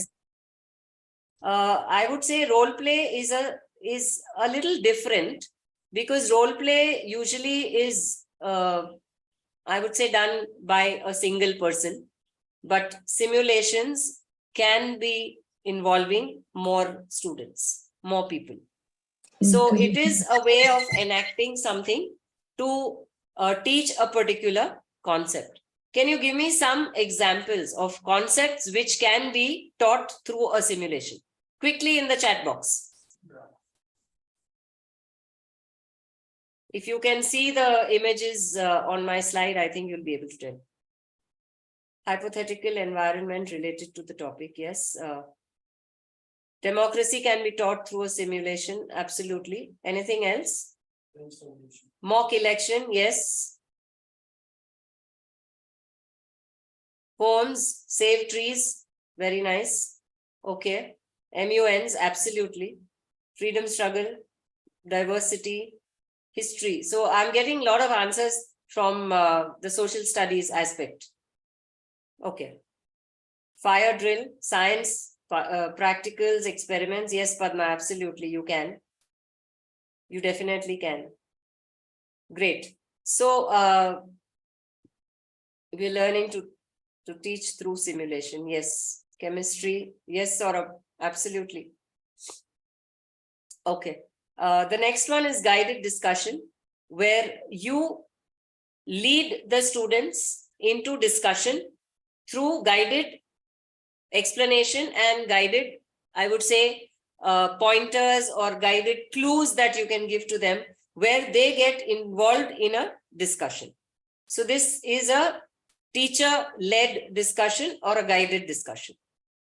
And the next one is one of my favorites, storytelling. Storytelling is a wonderful way of instructing your students, excellent way of giving instructions and teaching a concept to them. And storytelling, we typically think that, oh, stories are only told in the pre-primary, but opposite to that, stories are told even to class 10 and class 12 students in order to teach them certain concepts. Of course, the level and the progression will differ from class to class. So a thirsty crow typically is a thirsty crow who went in search of water and took the pebbles and all of that for a pre-primary. But when it goes to the higher classes, the concept changes. The purpose of relating that story changes, because then there is a lot of analysis, there is a lot of evaluation that is going to happen in the classroom, right? So if we look at Bloom's taxonomy, typically we can relate to what happens in progression from one class to another, even by using stories, simple stories. We can bring them to the level of, analysis and evaluation in the Bloom's taxonomy, students of the higher grades. So storytelling is very effective, and I think all of you should really, really work towards using this as a tool in your classrooms, if you're not already doing it. We have some more here. We've got ESP, which stands for explain. Explain what you want them to learn, show them how it is done, and then ask them to practice it. So this is your experiential learning. Learning by doing, experimenting. Then you have something called case study, where you give them a typical case or give them something which they need to brainstorm and find out from it, derive at the conclusion of it from whatever you have given them. Right? So, the next one is plays, where you can involve the students in drama, in one-act plays or two-act plays, however you want to take it. We typically have Shakespeare, right, in the higher classes. So that itself can become a part of your activity, where you make them perform and explain whatever the play is talking about. So plays, dramas can be used as tools to instruct actively. And then you have videos, you have demonstrations, you have information search tournaments, where you ask them to go and find information on a particular concept that you want to teach them. They come back to class, present whatever their research is or their search is, and you pull out the best information that you have been able to get from the students.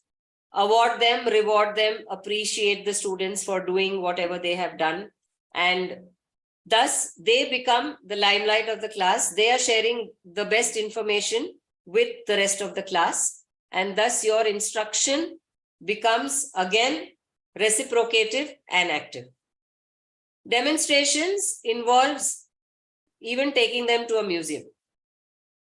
It can come to that also. If you want to show them artifacts, show them real life objects which are going to help them to learn, right? So they can relate with the texture, the material, whatever has been used, how it has been done, what is the creativity level, all of that. How old is that artifact? How old was that clan that used, those particular materials to make those artifacts that we have today? So this is typically, I think it works well with science and with social science, more so these demonstrations. The fifth and the last R talks about recap to intensify the retention. So how do we intensify retention? By using various tools which help you in a class to confirm how much of the concept has been understood by your children. So there's something called learning strategies. Now, under learning strategies, we have a list, a variety. I'll just read out a few. One is note-taking. One tool is summarizing. There is a tool called mnemonics. You can use acronyms. To give you an example, suppose you finished teaching a particular concept and you want to test whether the children have understood. What you can do is you can take any one student's name from your class, right? Let's say it is Sunil, for example, and you put down Sunil on the board and ask the students now to tell you what is it that they can relate of the concept starting with the letter S. What is it that they have learned in the class and they can relate it to the letter U? You can do this with one student or two students, two different students for one concept. Then when you finish the next concept, go on to the other students. And this way, there are two things that happen here. One is definitely you understand how much has been retained. And the other thing is that, again, you have made every child feel important in the class. So the child is definitely bound to respond and be more attentive, because the child is waiting that, okay, when is my turn? Mera turn kab aayega, literally, So that creates more of interest and more urge for the children to study and revisit the concept before they come and give you the answers in class. The others are, you have graphic organizers can also be used to recap whatever concepts have been taught in class. Then you have something called symbolic charades, like you have dumb charades. You can use symbolic charades which show in picture, without speaking about them, what you have taught as a concept. So these charts can be made, can be used in class, and you can call upon the students to derive at whatever conclusion the child can from the images that you have depicted. The other thing is mind maps, which I've already spoken about earlier also. And mind maps help you a lot. They help you in understanding, they help you to recall, they help you to organize, they help you to brainstorm. They can do a lot of good for every child, provided you have been, really good at giving them the concept. So your role is how well you deliver the concept and then checking whether they've been able to give back whatever you've taught them. That is the actual test of all of us as teachers.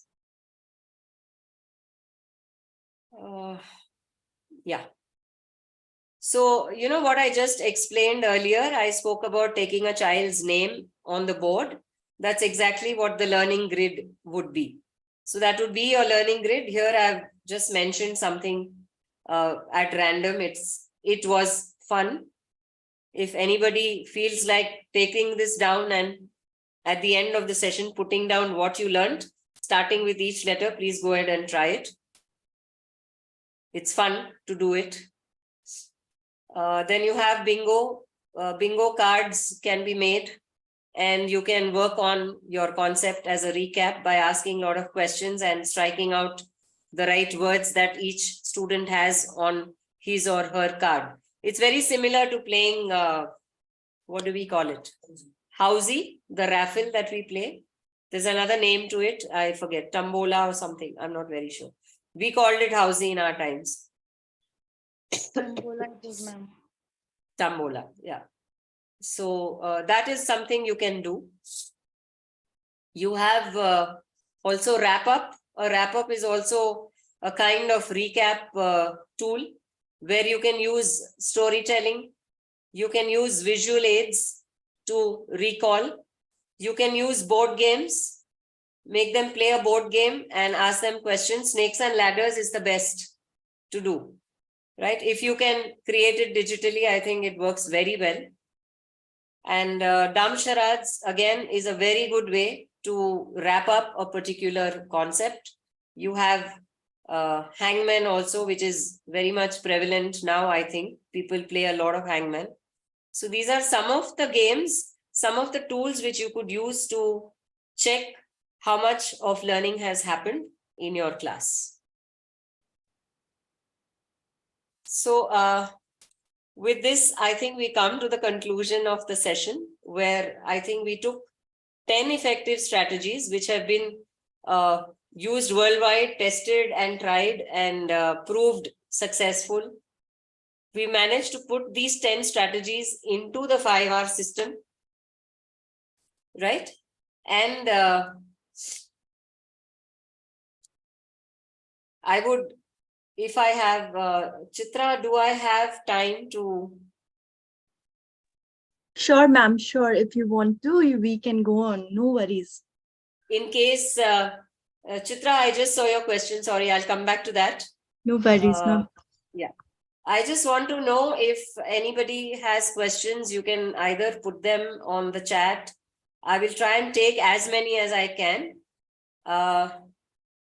Otherwise, if you are ready with your question, if you have any, you can please ask and I will do my best to answer your questions. Good afternoon, ma'am. Good afternoon. Ma'am, first of all, thank you so much for a very enriching session. I learned a lot today. Ma'am, I have a question. In one of the slides, it's written Pictionary in the wrap-up slide. Ma'am, Yes. what is Pictionary? Pictionary is very similar to a dictionary. Okay. A dictionary has just words. It has more of literature and text, whereas a Pictionary would have pictures. So suppose you've taught the water cycle, for example, and you want to use a Pictionary method to do the wrap-up. You have pictures of the clouds, you have pictures of the rain, you have pictures of the evaporation, you have pictures which are related to the water cycle per se. And you're going to ask the student to pick up any one picture. You don't give the picture to them.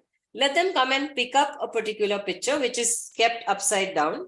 And the child has to explain what the child sees in the picture. And then you bring in the entire water cycle, collate all the pictures, and then bring it back to the class and say, this is what we studied in the water cycle. So that is how a Pictionary works. Okay, ma'am. Thank you. Yeah, welcome.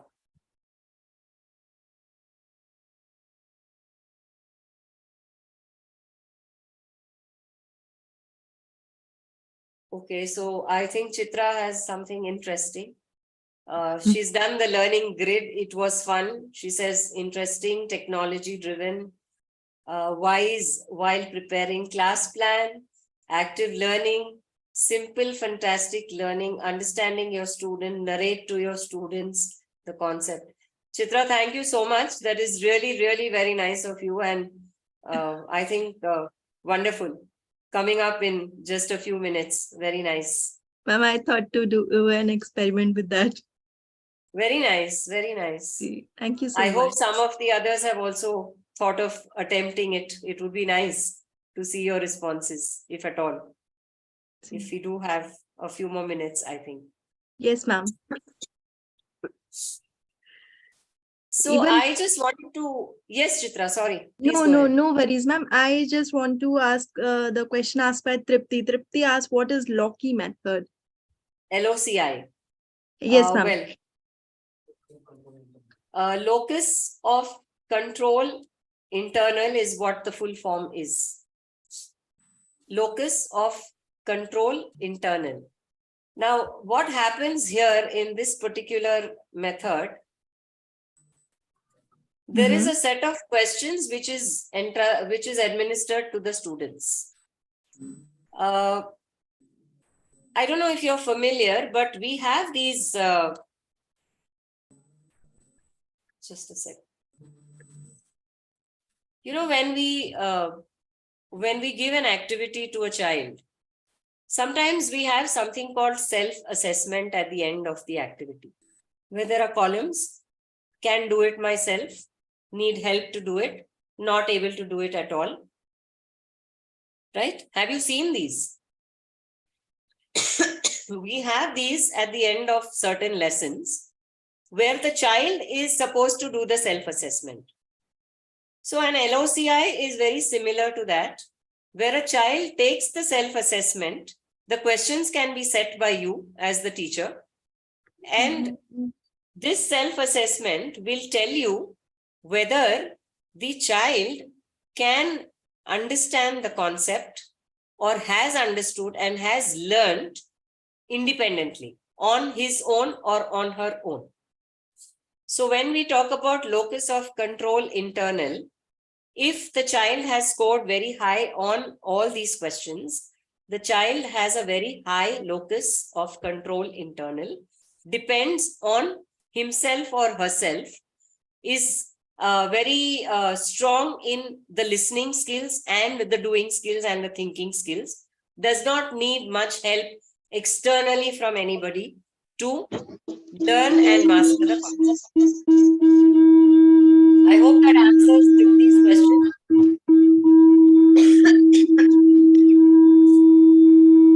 Nisha ma'am, there's some disturbance at your end. If you can just mute your mic. Yeah, thank you. So Tripti, I hope you have got your answer well, beta.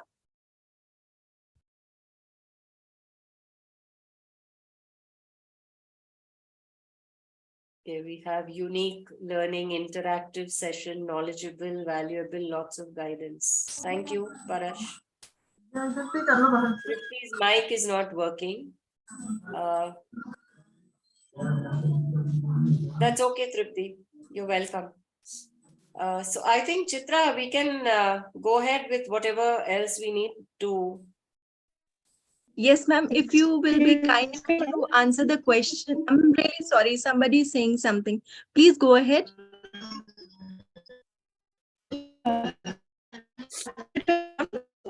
I want to ask a question, ma'am. Yes. Ma'am. Yes, Nisha ma'am, we can hear you. You can ask your question. Ma'am, you talked about self-assessment and peer assessment. Ma'am, Yes. my student, but generally I face a problem. Students, they do not self-assess or peer review authentically. They are more of in a very friendly attitude. They try to give themselves higher score as well. They give higher score to their friends. So how to deal with this situation? Good question, Dr. Nisha. See what happens, like I think I mentioned this earlier also, that when we are doing a peer assessment, we need to be careful about whom we are pairing up with whom. Because there is a tendency, like you rightly said, when the peers are friends, they definitely would want to, earn that extra brownie from the friend. So they will be very lenient in doing their assessment, right? But when you avoid these kind of groups, I think then that is where you get the genuineness of the assessment. And when it is a self-assessment, I think every teacher knows her students well enough to understand whether the child has, I won't use the word cheated, or whether the child has really been authentic, or the child has faked some of the answers or some of the corrections that the child has done. So this becomes very obvious to a teacher. I don't think that should be much of a challenge, ma'am. Okay, thank you, ma'am. You're welcome. Yes. Any more questions, students? Yes, ma'am. Let me check. Yes, please, Abhilash. Ma'am real world relevance में आपने एक programme का नाम लिया था neuro linguistic programme बोल के, ma'am उसमें क्या होता है मैम? न्यूरो लिंग्विस्टिक प्रोग्रामिंग अगर सिंपल भाषा में समझाना है तो it is all about neuro stands for your brain, your neurons, ठीक है? Linguistic is the language that you use, and programming is how your language and your neurons or your brain are interconnected. So how your thoughts become your language. So by changing your thoughts, by thinking positive, by using everything that is affirmative by nature, you can change your way of communicating. So in today's times, if I have to say, neuro-linguistic programming is, I think, very essential for aspiring teachers and very essential even for students. Because we are living in such times where I think all these, whatever knowledge we gain as teachers and facilitators is going to be very useful for us. So there are different programs, there are different levels for neuro-linguistic programming, and you can check it out, or if possible, I would share some information with Arpit a little later on, and maybe he can share it with the college. Yes, ma'am. Thank you, ma'am. Welcome, Abhilash.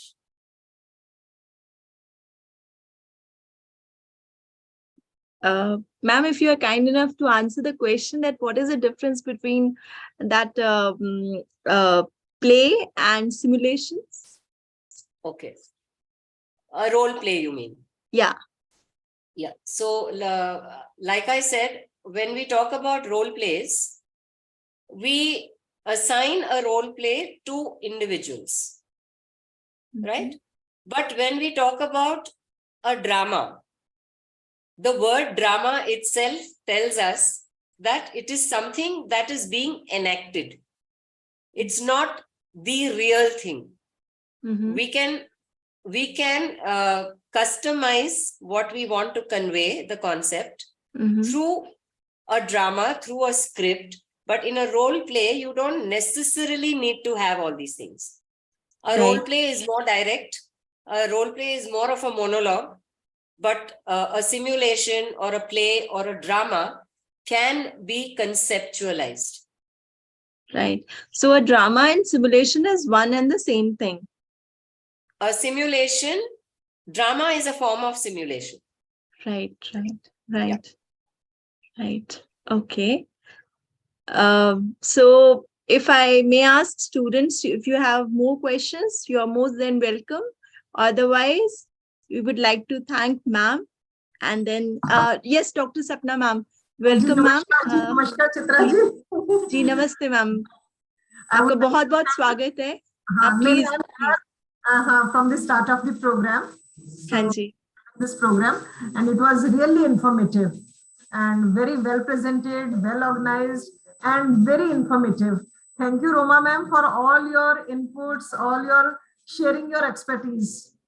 Thank you so much, ma'am. It was a pleasure. I have been taking the class for the last 2 hours and 15 minutes constantly. और मैं notice करी थी बीच-बीच में आपको खांसी भी आ रही थी, पर फिर भी थोड़ी सी सर्दी हुई है तो इसलिए. But that's perfectly all right. This is something I enjoy doing. I also enjoyed this session, thoroughly enjoyed, and I'm sure students are benefited from your session. बस मैं sure, ma'am. मैं और ज्यादा जानना चाहूंगी, if you could spare 2-3 minutes more. Sure, ma'am. Sure. आपका क्या background, कहाँ से हो आप, and where have been you teaching all the long? Ma'am मैं बेसिकली मुंबई को बिलोंग करती हूँ. And I have Abhilash is smiling so broadly. Abhilash, are you from Mumbai? Amchi, Mumbai. Yes, ma'am. Latur से, ma'am. Latur, Maharashtra. Bara. Okay. All right. Nice. So, ma'am, I did my studies in Bombay. Did my graduation. Ji? From SNDT? No, I did my graduation in Chennai. Okay. Okay. Yeah. So after the 10th, I moved to Chennai with the family. We were there, did my graduation, came back to Bombay, got into textile designing, but then was offered a job at school. So I took up a job at school. And I worked in teaching various subjects at school. I've been in the profession since then. And again went back to Tamil Nadu. I headed 5 schools. They were all startup schools across a span of 12 to 13 years. तो सारे founder principal के role थे. पूरे system set up कर दिए schools के लिए. And they all are still standing very tall. They have added more institutions now. And it's all a blessing, I guess, because they still haven't forgotten. They say, ma'am, आपके systems हमने जो भी आपने set किए अभी तक हम use कर रहे हैं. आपने इतने सिस्टम अच्छे सेट किए हैं, ऑथेंटिक, फुल प्रूफ, कि उसको वो करने के लिए भी बड़ी मेहनत चाहिए, है ना? So hats off to you. Thank you ma'am, thank you so much. आजकल कहाँ हैं आप? आजकल मैं अब बॉम्बे में हूँ. Sorry, I am in Bangalore. And I am into a lot of teacher training. We do different types of teacher training. So where we even conduct skill contests for teachers, which is a 3-day program. We also offer 1-day training sessions offline, that is going to the place and conducting the training. And we also have teachers. We have teachers. So we'll have face-to-face interaction. I would be very happy to contribute. And ma'am, one more thing I would like to share. I think Arpit, I don't know if he's around, but Arpit, are you there? Ma'am, Arpit sir is not there. I'm so sorry. Okay, fine. No, then I think I will do the honors of announcing. Ma'am, like Arpit said, I do have a website. And on my website, I have certain courses which I would like to offer to all the students who are here. Not for any charge. They are a small, humble gift from my side. And they talk about teaching strategies. Very good. So I would be sharing the link a little later to Arpit, and Arpit would share the link to the college. And as many teachers or to-be teachers who want to take up the courses, please go ahead. I'm sure you'll enjoy them because बहुत ही simple language में, बहुत ही आसान तरीके से सारे teaching strategies को समझाया गया है वहाँ पे. So I will definitely share the links with Arpit. Our students can go in for self-study courses like these courses. In online mode? They are online. They are online. They are online, ma'am. And they'll be getting certificate and all? Yes, they will get a certificate because my company is called Infinity Learning Private Limited. And yeah, I do have a channel. Of course, I have not been very consistent with my YouTube videos, but I do have a YouTube channel also where I have been putting up videos for teachers. And if teachers have any questions, if they have any concerns, I would be very happy to answer them.